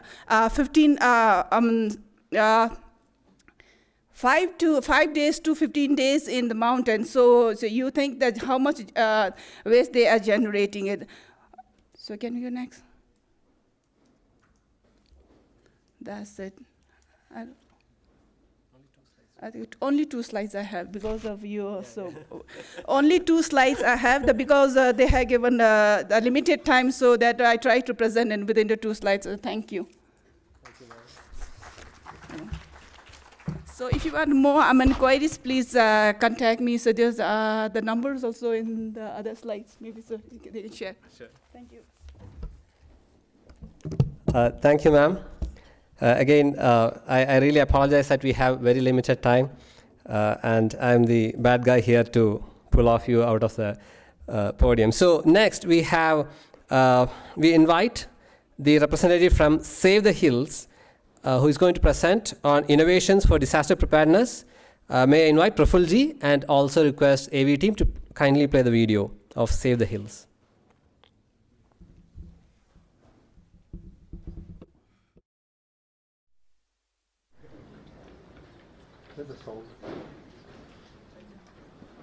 Yeah, to spread information regarding Can you replay the sound, please? heavy rain and disaster risks to the public in this region. The smartphone is a ubiquitous device today, which, together with WhatsApp, gives a powerful platform to disperse information instantaneously to affected communities. Early warning and hazard information is seldom received at the grassroots level, since specific internet resources are largely unknown to the public, and such information remains confined to certain agencies. Hazard Alerts, HA, a WhatsApp group formed by Save the Hills, bridges this gap and brings verified hazard information and warnings directly to the public. The Himalayas is prone to sudden and unforeseen changes in weather and is also seismically active. As such, raising awareness on these issues is most essential. HA has successfully communicated this information to the public since 2016 and is today a crowdsourced data bank on hazards and relevant environmental matters of this region. Today, HA has 256 members, which include 30 to 35 PhDs and technocrats. We also have a large number of government officials, NGOs, media persons, and members from the grassroots and rural communities who increase the outreach of HA to a much larger community through television, social, and print media. HA is a unique and disciplined WhatsApp group dedicated only to spreading information on real-time weather, hazards, and environmental issues with advice coming from expert members. This information becomes most relevant during the long monsoon period, where inputs on road safety, landslides, traffic snarls, and alternative routes can save both time and lives. HA operates mainly for the people of Darjeeling, Sikkim, Himalayas, but has a worldwide membership. HA should be scaled up because it is a force multiplier, delivering cost-free, reliable, and instantaneous information on hazards and risks to the public.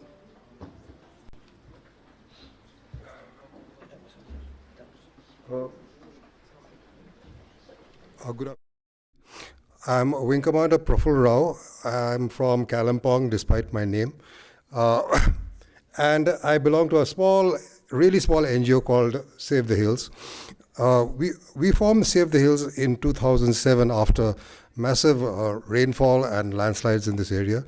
And there was a requirement to make people aware of the severity of the landslide situation in the Darjeeling Sikkim Himalayas. Having formed that, we found that there was a big gap between the grassroots level people and people sitting at the top who received all the weather information, the warnings, etc. That sort of information was just not filtering down to the grassroots level. So what we did initially was that we formed the blog, but the blog is something which nobody reads, right? That blog of Save the Hills is still very active. It has got over 400,000 hits, and it is still our main source of information. But after that, what we tried to do was disseminate this information which was coming from the IMED-D and various other sources to the grassroots level, and then we tied up with IMED-D. And then at that point of time, there were some things called bulk SMSs. So we tried to send bulk SMSs to the public through the IMED-D. And the public was being warned, certain people in the public were being warned, like the media, like the NGOs, etc., were at least getting warnings from the IMED-D regarding, say, heavy rainfall information or the likelihood of landslides and so on, right? But later on, when the WhatsApp thing came, and at that point of time, remember, there was no smartphones. This was in 2009. Okay, when the smartphone came, and when then later on the things like the social media came on, we hooked on to WhatsApp because that's the most popular application which is available. And we now use WhatsApp to warn communities in the Darjeeling Sikkim Himalayas, by use of by giving them warnings regarding heavy rainfall, and I'm glad to tell you that HA has blossomed into a crowdsourced information where people are warning themselves now. There's no intervention required from me, an admin, but now people are warning themselves that here there's a landslide, don't go there. This is an alternate route. So this sort of thing has happened now with HA. We've got about 250 members in HA, but hazard alerts has now became full because till last year, WhatsApp only allowed about 250 members. So, but now they've increased that number to about 300 now. So now we formed HA2, which is now got about 50 odd members. And now we not only use the WhatsApp, but we also branched off into Instagram. We're also using Facebook, and we're also using Twitter. All this is at no cost. And people are getting this information very, very effectively, instantaneously, without any without any intervention from the admin. Every day we pass this sort of information, the cloud picture, to everybody in this area, and it gets filtered down by our carefully selecting our people, that we've got a lot of NGOs there, a lot of media people there, so they filter it down, so the outreach becomes far bigger than just the 250 people that we're talking to. So now what we've effectively done, just 1 minute, is that we have been able to connect Dr. Bruce Malamud, who's now sitting in Durham University, or Professor Malay Mukul, who's in IIT Mumbai, to that guy, that farmer sitting in a remote hilltop in Kalimpong or Sikkim. Thank you so much. Thank you, sir, for that amazing presentation. May I now request a representative from IMAC, Dr. Swati Pai, to kindly come on stage. She's going to present their work on integrative aesthetic cosmetology. Over to you, Swati Pai, ma'am. Namaskar. Hello. I feel respected, sirs. More close. There won't be an echo, right? Okay. I feel very blessed, thankful, grateful and inspired, and ignited with food for thought since yesterday being with all of you. And it's a pleasure and honor to present something which I have been running for the past 10 years since the commencement of my clinical practice in Goa. And now the C20 has brought it a voice. I have been formulating this in my mind for a long time, for 10 years, because the scenario in which I realized this, and I have been inculcating and practicing this for the last 10 years. So let me explain. It is not about sir from Ghana. He has just mentioned that while everything we are speaking about things surrounding, affecting us, I'm going to talk about things about us, about the human being as a doctor. So as I started my practice in Conclave, which is a western coast area, it's a very rural area. Along with that, it is also a tourist destination. So we have a mix of traditional people and a global clientele. So what best to do to provide them the best kind of medico-aesthetic integration in the best form, in the same goals which the SDG is. All this resilience, community, capacity building, this was all pushed onto me at a very early phase. As the need of the hour progressed, and I realized that while I was learning from various parts of the world, incorporating the ideas into my practice, I realized that it would be a good idea that other doctors also join me. Hence, I started learning into it, progressed and brought in more doctors as teams with me, founded the Institute of Aesthetic Medicine and Advanced Cosmetology. It has been accredited internationally by the IBDAC board and the national boards, multiple boards, and now we have started a few projects. The first project, all the projects are having science, practice and programmatic approach. So let us have the first slide. Presentation of integrated aesthetics. So basically, this is it. It's in Kankona, western area. And so they say if you give a hungry man a fish, you are just feeding him. But if you teach them to fish, then you are feeding him for a lifetime. So that's what I do. I teach and I tell my students to also teach. They are also teaching. I'm proud of that. And next slide. So basically what is aesthetic medicine is basically those things which are everything like Botox, fillers. It will start with aesthetic medicine, Botox, fillers, cutano-aesthetic procedures, PRP, vampire facials, then laser aesthetic devices, face yoga. It involves everything, face yoga, Korean lymphatic systems, Ayurvedic. Then our delegate from France, who has spoken about conscious foods yesterday, it is all a part of this integration, basically one earth. So why should the medicine systems be diversified? It has to be one. There should be no resistance to it. And it is fairly done. The next slide. With this program, by teaching, what are the outcomes we have had? One, there is holistic healing, sustainable practices, sustainable because not every individual I realized is accessible to the modern methods of medicine. So this is a capacity building form, building resilient communities, eco-friendly environmental methods. We are inculcating the modern medicine practitioners to add herbal medicines in their practice, a good diet system in their practice, organic natural resources. With this, at the global level, there is something called globalization. There is an ever-expanding scope of medical aesthetic integration across various countries of the world, creating a medico-aesthetic tourism, which is again another big topic. We are creating livelihood because of the medico-aesthetic tourism itself.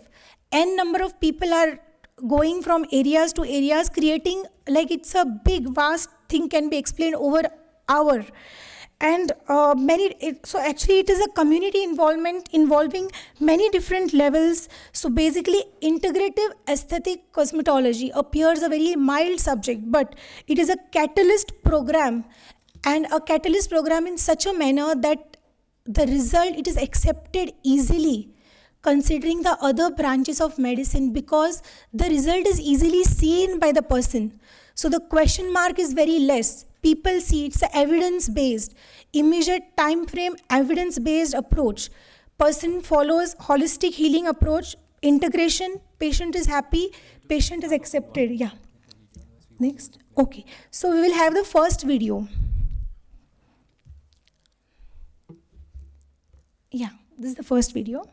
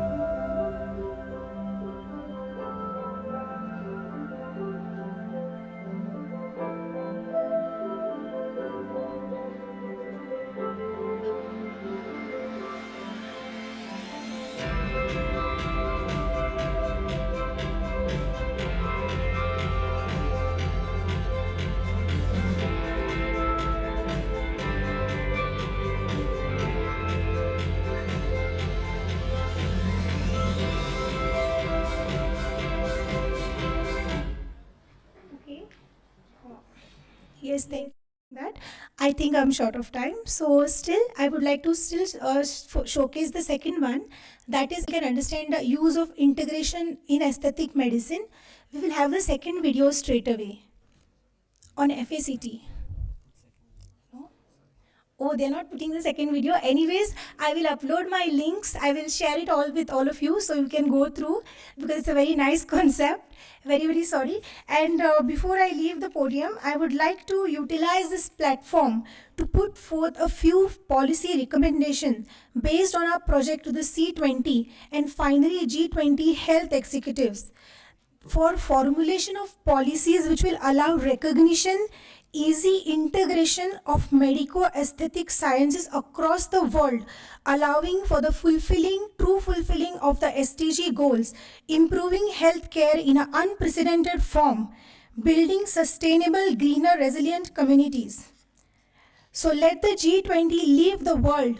Let the G20 leave the world with a legacy of integrative medicine which will improve long-term outcome to the human race with aesthetic cosmetology at its forefront. Thank you very much. Thank you, ma'am. Next, I request Ms. Nirupa, who is going to present on Maul Keki Foundation's work on grassroots activities focusing on integrated last-mile agriculture and healthcare services. So may I request the AV team to kindly play the video of Maul Keki Foundation.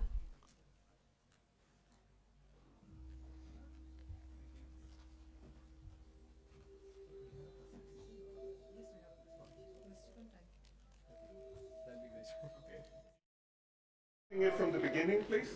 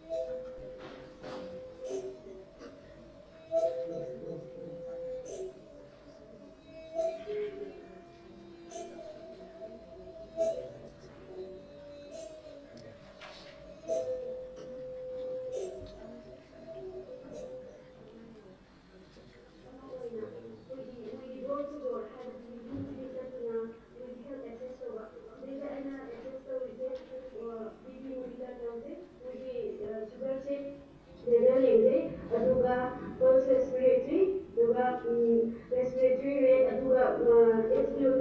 oxygen saturation, weight only, height only, BMI body mass index, masagi awang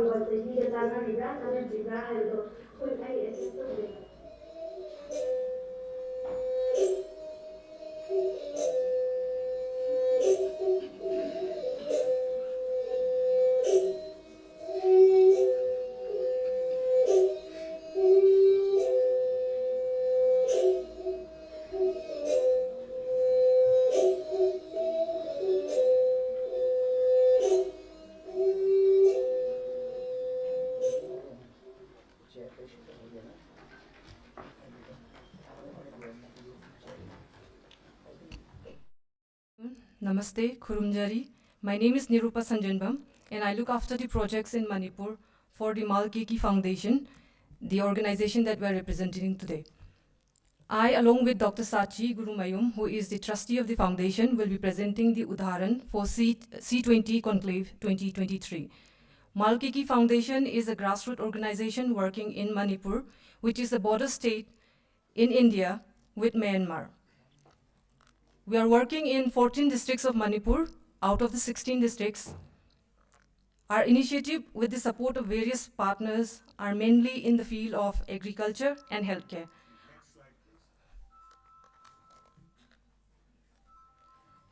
So our latest venture is a female health hygiene initiative, which is a women-led social enterprise model to make affordable sanitary pads available to rural women. Now I hand over to Dr. Sachi for the rest of the presentation for the Udaharan today. Thank you. Thank you, Nirupa. So good afternoon, everyone. My name is Dr. Sachi Gurumayum, as Nirupa said. I want to talk to you, if you could move to the next slide, please, our findings and learnings from this integrated model. What we learned from this is, you know, when you're already working on agricultural projects in rural areas and you integrate it with health, it doesn't cost a lot more. In fact, it brings in more people because there is excitement for people to actually get their blood tested, their weight checked, their blood pressure monitored, and so on. So we've actually seen an increased participation because of this. We also found that women, and especially women with children, were much more interested in these programs because they came along with their husbands or children, because they said, this is important. We haven't had our weights checked in the last 5 years. There was someone who hadn't had his BP measured in 30 years. So these are very simple things that we're using to potentially find out underlying causes that could create a lot of medical issues in the future. You can see from the results there some of the findings. I will not go through all of them, but just a few. You look at the blood pressure. Some of them, most of them have high blood pressure. A lot of them also have, that you don't see here, eyesight issues. Because they work in direct sunlight day in, day out. The other thing is, when we wanted to integrate, we realized that we couldn't do it alone. To do this, you need partnerships. And that's essentially where we have a whole range of partners who help to provide us with funding, but also with in-kind guidance and support, and also all of the medical staff who've been able to participate in this program. Just the advantages and disadvantages. This is not something that happens regularly, so obviously it comes with some challenges. If you could move to the next slide, please. Right. So I've tried to list a few that the team reported as advantages and disadvantages here. And as you can see, we've reached thousands of people in rural areas, mainly farmers or farming families. And what we see is that when we talk about farmers in agriculture, we're talking about patients in healthcare. But at the end of the day, they're one and the same. So why not integrate the two? They're also mostly in the same geographic areas. So the infrastructure that you put together to do a health project could be utilized for agriculture and vice versa. The other thing is the learning. So we learned that a lot of farmers have, for example, eyesight issues because they've been constantly working in paddy fields with direct sunlight from the top and water reflected from the light reflected from the water. Some of these things you don't catch. Weather is also the use of hazardous chemicals without proper personal equipment. So those are things where we initiated social marketing campaigns to educate our farmers. Of course, this has some challenges because you're trying to put multiple activities together. You have logistical requirements that you need to manage. You also have to align the team, our internal teams, as well as the external. And then I'm done. And then, of course, there is an organizational element to this, which we must consider. Just to conclude, I see that we have friends from Africa as well. To welcome you, I even wore my Nigerian buva today. I think we can scale it. It has to be scaled because only a healthy farmer can provide food security for all of us. Thank you. Thank you. Next, we have Agrani Bharat Abhiyan's Brajesh Kumarji, who is here to talk about ecosystem designed for the benefit of common people, our nation and the world through socio-economical system. May I request you to please play Agrani Bharat Abhiyan's video.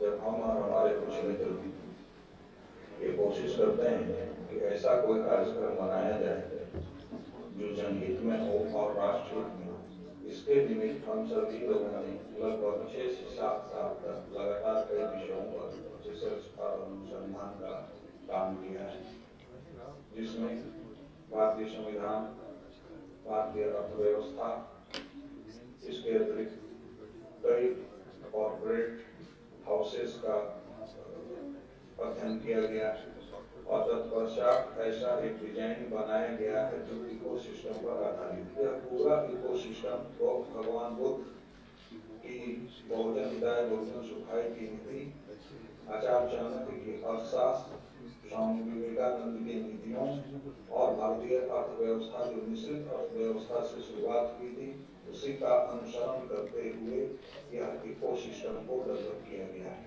अग्रणी भारत अभियान का शुरुआत 2019 में ही होना था, लेकिन Covid के चलते यह संभव नहीं हो पाया। इसके बाद 2021 में रजिस्ट्रेशन कर अग्रणी भारत अभियान फाउंडेशन ट्रस्ट के नाम से प्रक्रिया को शुरू किया गया और विधिवत इसकी शुरुआत पश्चिम बंगाल से की गई। इसके पश्चात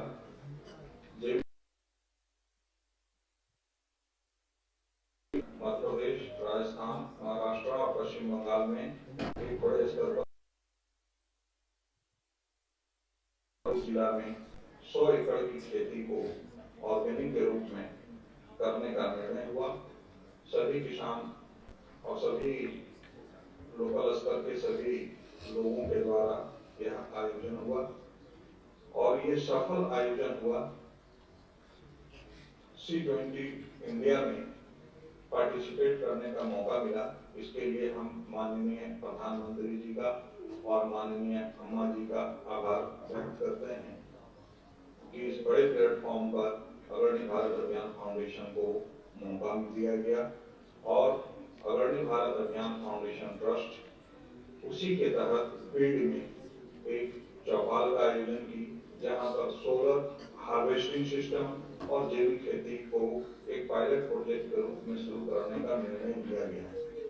यह पूरी व्यवस्था इकोसिस्टम पर आधारित है।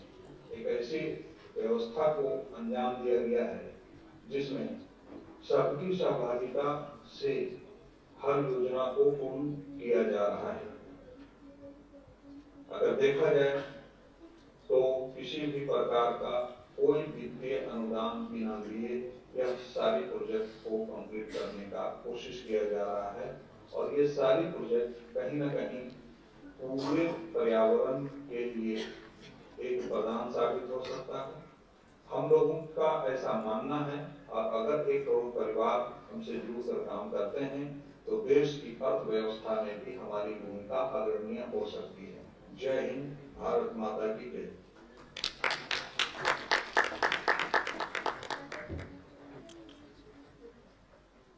आप सभी को हमारा प्रणाम। खासकर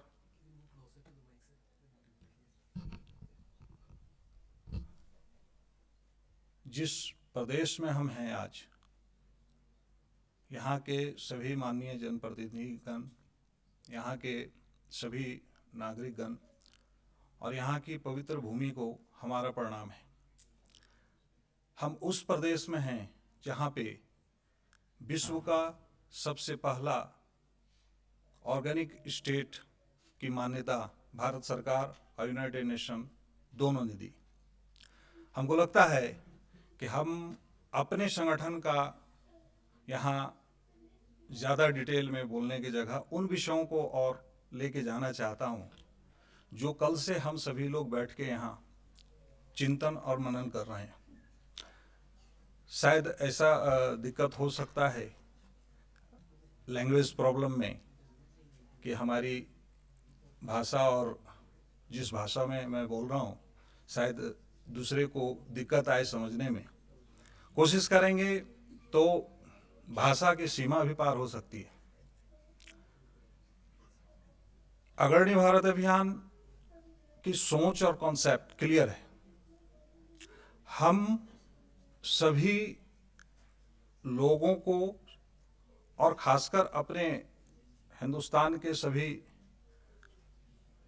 लोगों को उसके उस स्वाभिमान को जगाना चाहते हैं जो वर्षों पहले हमारे देश में था। अगर हम चिड़ियों का सोने की चिड़ियों का देश कहा जाता था तो उसमें एक क्षमता था। उस क्षमता आज जागृत करने की जरूरत है, उसे एक जन आंदोलन बनाने की जरूरत है। हम यहाँ पे थोड़ा सा इस प्रदेश का जो अध्ययन किए हैं उसकी कहानी को बोलना चाहते हैं। 2003 में तत्कालीन माननीय मुख्यमंत्री और उनकी पूरी कैबिनेट ने ऑर्गेनिक स्टेट बनाने की दिशा में पहल शुरू की है। लगातार 13 वर्षों तक यह स्टेट इस पर विस्तृत रूप में काम किया। कानून भी बनाना पड़ा, कड़ा कानून भी बनाना पड़ा, लोगों का सहयोग भी लेना पड़ा। एक ऐसा जन आंदोलन बनाया गया कि 2016 में ये ऑर्गेनिक स्टेट घोषित हो गया। मतलब साफ है कि जिस प्रदेश में हम यहाँ आज इतने बड़े अभियान को कल से चालू रखे हुए हैं, यहीं से हर चीज को सीखा जा सकता है, चाहे वो हमारे प्रांत में हो, हमारे देश में हो, चाहे विदेशों में हो। अग्रणी भारत अभियान का जब आप लोगो देखेंगे, उस लोगो में हर चीज का जवाब छुपा हुआ है। वहां हैंड टू हैंड, मतलब हाथ से हाथ पकड़ के चलने की प्रक्रिया को किया गया है। हम किसी को छोटा बड़ा नहीं समझते हैं। हमारे लिए पूरा मानव सिर्फ मानव है। इसलिए जिस तरीके से पिछले कई दिनों से अम्मा जी के नेतृत्व में और अमृता विश्वविद्यापीठम के नेतृत्व में पूरा अभियान चल रहा है C20 का, वो काबिल तारीफ है। एक बड़े संगठन कैसे छोटे संगठनों को साथ लेकर संगठित रूप में चल रही है, ये एक बड़ा मैसेज है। हम कल से जो यहाँ पे देख रहे हैं, किसी भी स्तर पर हमारे यहाँ G20 में और प्लस जो 8 आमंत्रित देश हैं, ना साइंटिस्ट की कमी है, ना बड़े CSO की कमी है। कमी कहाँ है? कमी है कोऑर्डिनेशन की। अगर वो कोऑर्डिनेशन यथावत बना रहे, जैसा कि कल आदरणीय मेनन सर भी कहे कि 4 साल का ये जो समय है, जिसमें 1.5 साल पार हुआ है और अगले 2 साल ब्राजील और साउथ अफ्रीका का टाइम रहेगा, एक कोऑर्डिनेशन ऐसा बनाया जाए जिसमें छोटा बड़ा हर ऑर्गेनाइजेशन मिलके काम कर पाए। हम यहाँ एक और चीज की ओर ध्यान दिलाना चाहेंगे।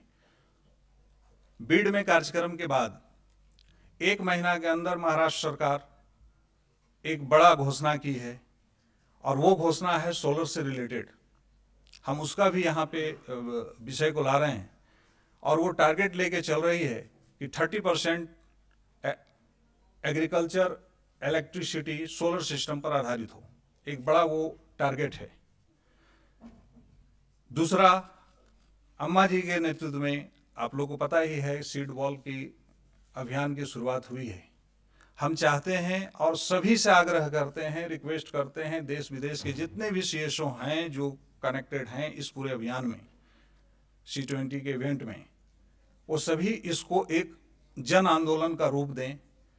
ये किसी एक संगठन का नहीं, पूरे विश्व के लिए ये जरूरी है। आशा है, चूंकि समय बहुत कम है, आगे हम लोग और भी चर्चा करेंगे। कई पॉलिसी मेकिंग का भी विषय है जिस पर डिस्कस होना जरूरी है। जय हिंद, भारत माता की जय। Thank you, sir.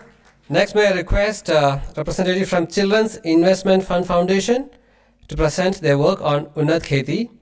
Ritala Pandeyji, I welcome you on the stage. Could you please load the PPT for SIF? Yeah. The first slide, please.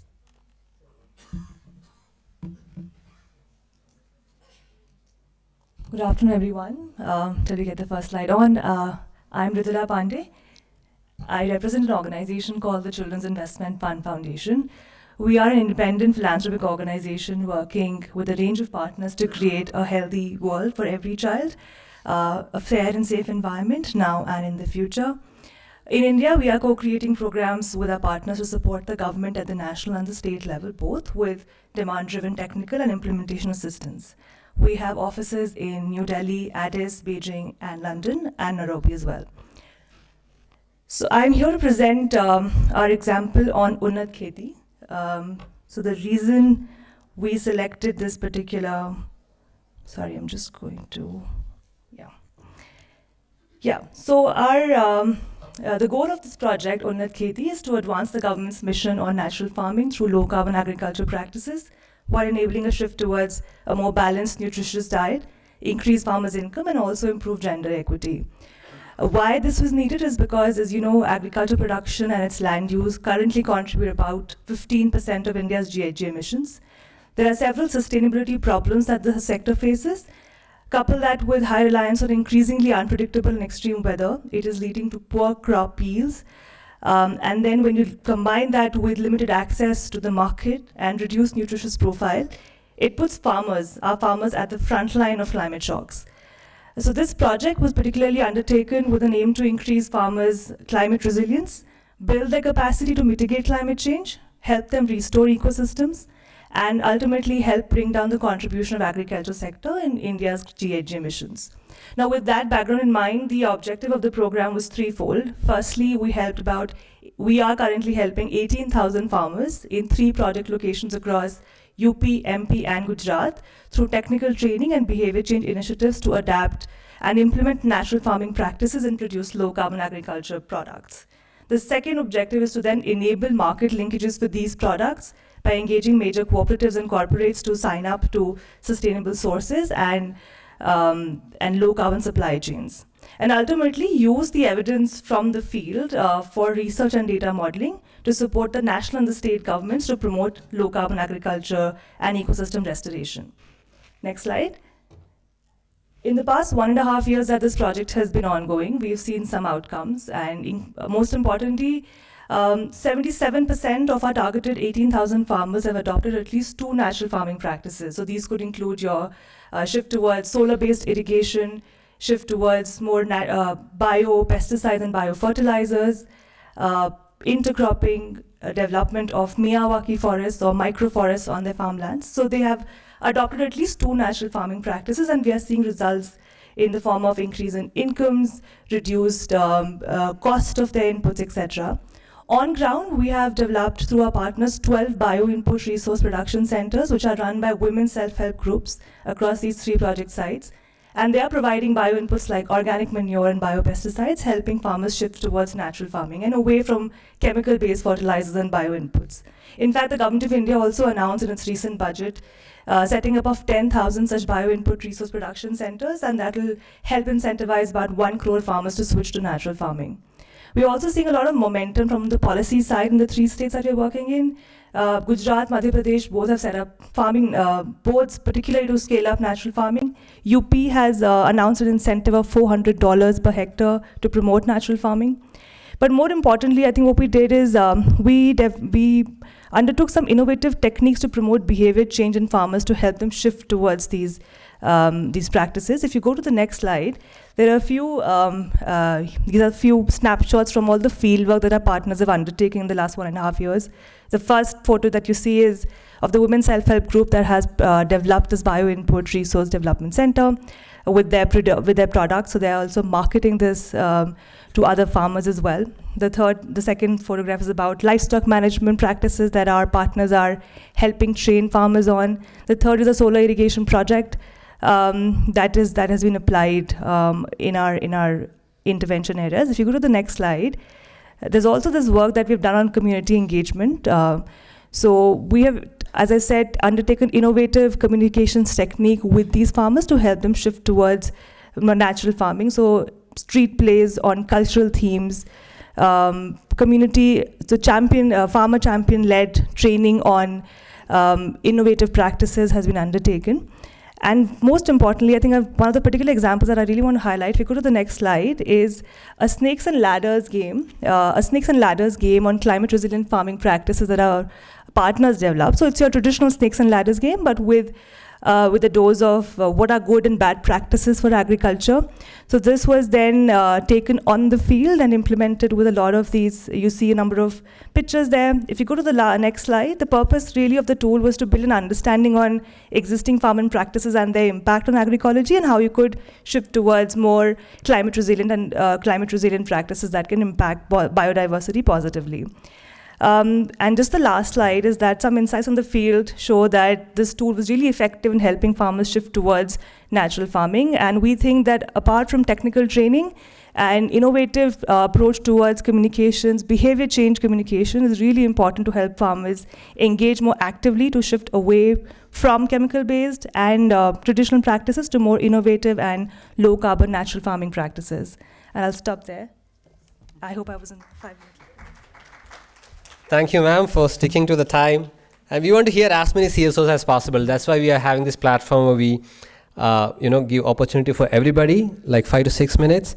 Next, may I request representatives from Gram Vikas to kindly present their work on community-owned social agroforestry. May I request the AV team to kindly play the video as well.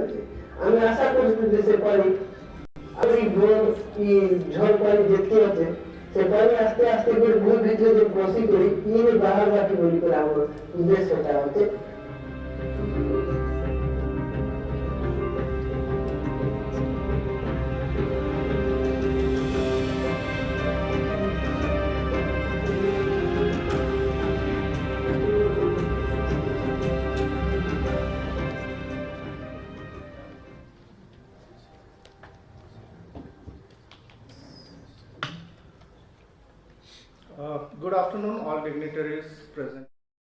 My name is N. Divyalok, and I am representing Gram Vikas here.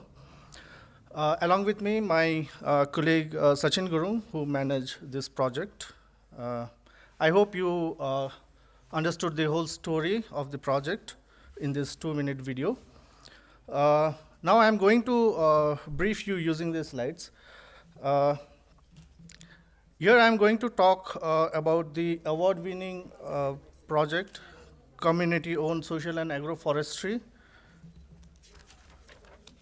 So in 2022, Gram Vikas won the prestigious Earth Care Award from JSW Foundation and Times of India. So before going ahead with slides, let me introduce you the organization that I am representing here. Gram Vikas is a 44-year-old civil society organization that works for sustainable and dignified solutions for rural communities. And Gram Vikas works in the villages of Odisha and Jharkhand. So the project that I am presenting here, it started in 2018. So this project is implemented in Rampur block of Kalahandi district in Odisha. The population we work with in this project are mostly Adivasis. And water was abundantly available in Rampur. there are a lot of springs. But due to climate change and its impact, there is increase in water insecurity. People here depend on land and forest, but the effect of climate change is so much that it is unreliable. People are migrating to other states like Kerala for search of work. Next slide, please.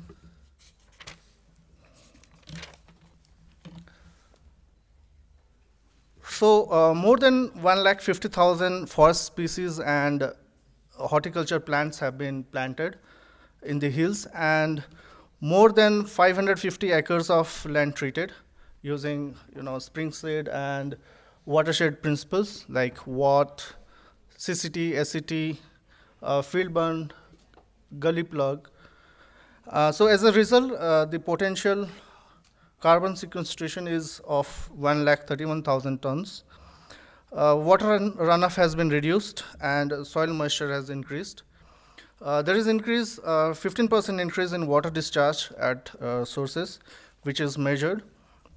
There is a reduce in kerosene used water pumps. Now I would like to hand over to my colleague Sachin, who will take you through the further slides.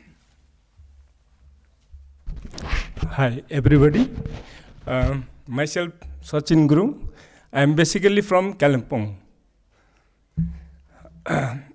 and I'm looking after this project, and I'm looking after every implementation of this project. So we have a best practice of this project is that we are providing the capacity building to SCG, local youths to monitor spring and other develop village level water security plan. And we also trained local youths, men and women, as a Jal Bandhu, as a ambassador of a village, and they are the para hydrogeologists to access the health of springs and other sources and strengthen the water resource management in community level. And we developed the water passbook in its habitations. Okay, fine. Habitations and GP level to enable the water management is smart decision in the GP level also. On the base part, we are very successful in implementing all land development structure and plantation also. And on the base part, we are following Dharabika's handbook that is published from Sikkim government. We have a very great success in this implementation part. With this great success, we are shifting to other district in the Odisha government, Odisha district, other districts also. Thank you, everybody. And if I got the chance, I can share my field experience even in the Sikkim and in Darjeeling and Kalimpong also. Thank you all. Thank you. We are running really late for lunch. May I request next Kumar Raunakji from Earth Foundation to kindly come here on the stage. May I request the AV team to kindly play their video.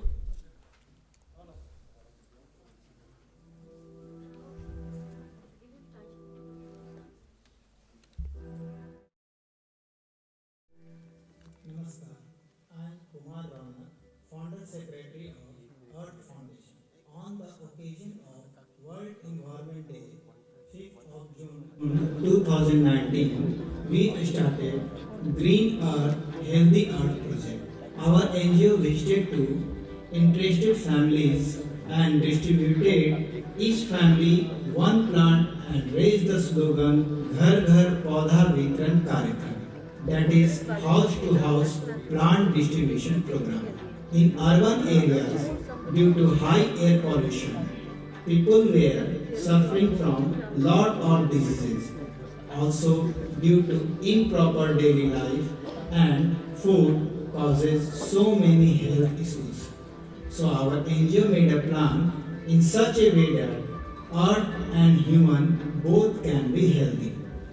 That's why our project name was Green Earth, Healthy Earth. And during the first wave of COVID-19, due to lockdown, most of the people were jobless. They don't have to any work. So this was the best time to start our project. Our project impact large scale of public awareness for environment, collaboration of government organization, and also promote a holistic integrated approach to healthcare. We focused urban areas like Patna, Bihar, and since after 4 years, approx 5,000 families benefited. Because of manpower work, flowering pot and planter included our project, also increased turnover of revenue. This project can be adopted to multiple countries, mostly in urban areas. Thank you. Jai Hind. Hello, good afternoon. I am Ronak from Earth Foundation, and we are doing the lot of the project from the different departments like climate, environment, health sector, and consumer awareness program. And in urban areas, actually, we are seeing the people have a lot of the disease because of their improper life, improper food style. So we started the project for medicinal plant. Okay. And very thanks for our organization, because today we have a very few time, so we can't say the more. Thank you, sir. Thank you, Kumar Anak ji. He has been instrumental in distributing a lot of medicinal plants to a lot of delegates. So thank you, ji, and one more round of applause for their organization's work and everybody who has presented till now. We have a last presentation for the day before we break for lunch. I know all of you are really hungry. May I invite Arya Langfeld to please present their work on Saukyam reusable pads. Just the presentation. Can you please load the presentation?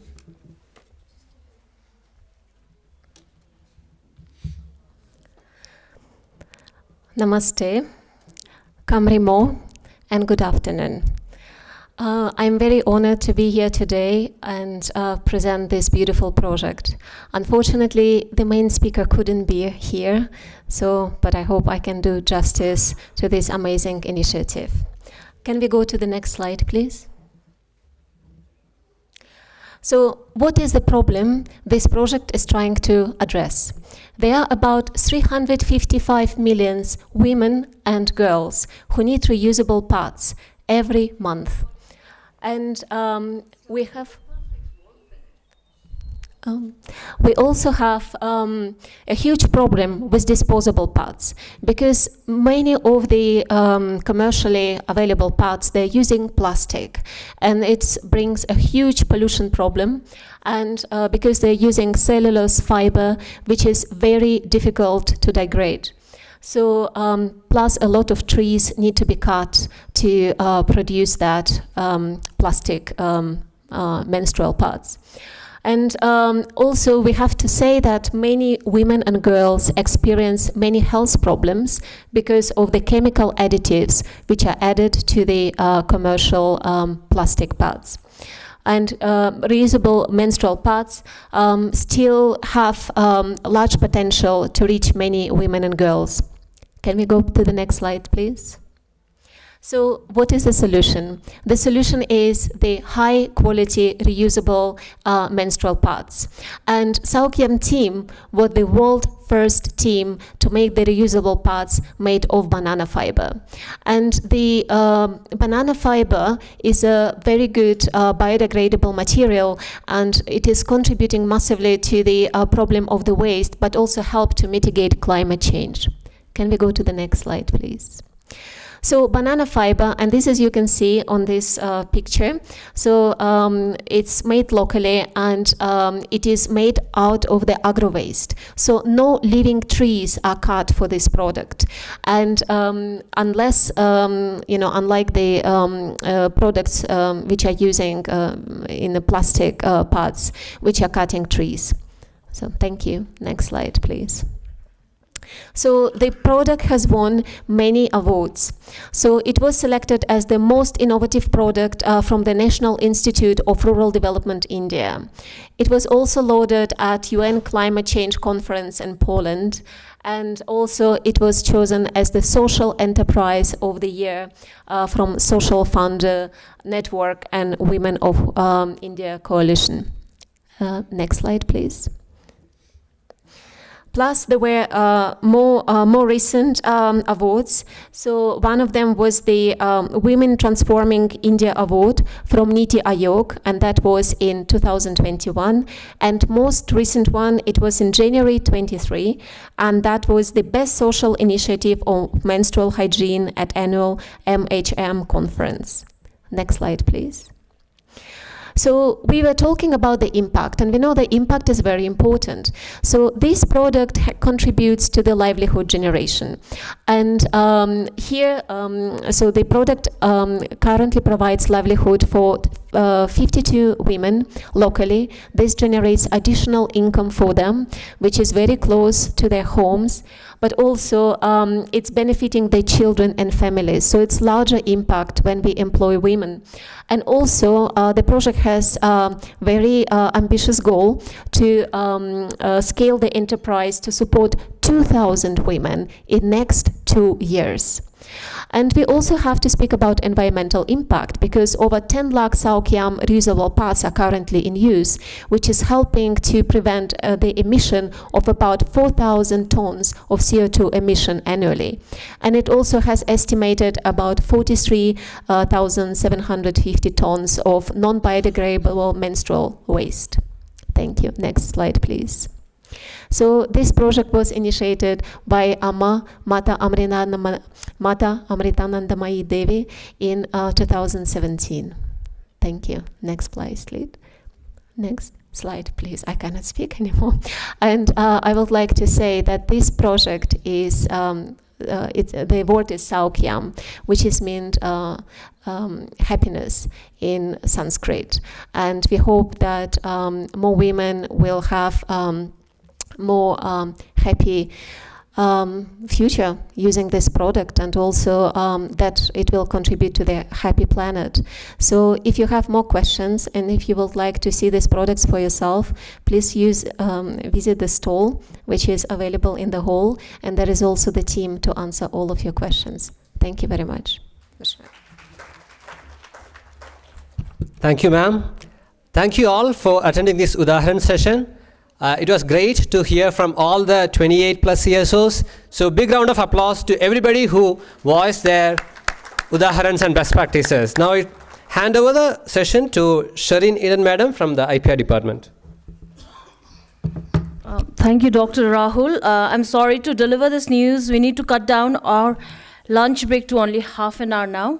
After lunch, we will move on to the second plenary for the day, which consists of 2 breakout sessions. The first breakout session on compassion as the driving force for sustainable and resilient communities will be held at this very seminar hall. The second session on compassion-driven education and youth empowerment will be held in the conference room. We shall start the breakout session sharp at 2:05 p.m. Request everyone to please be seated at 2 p.m. for the respective plenaries. Thank you very much.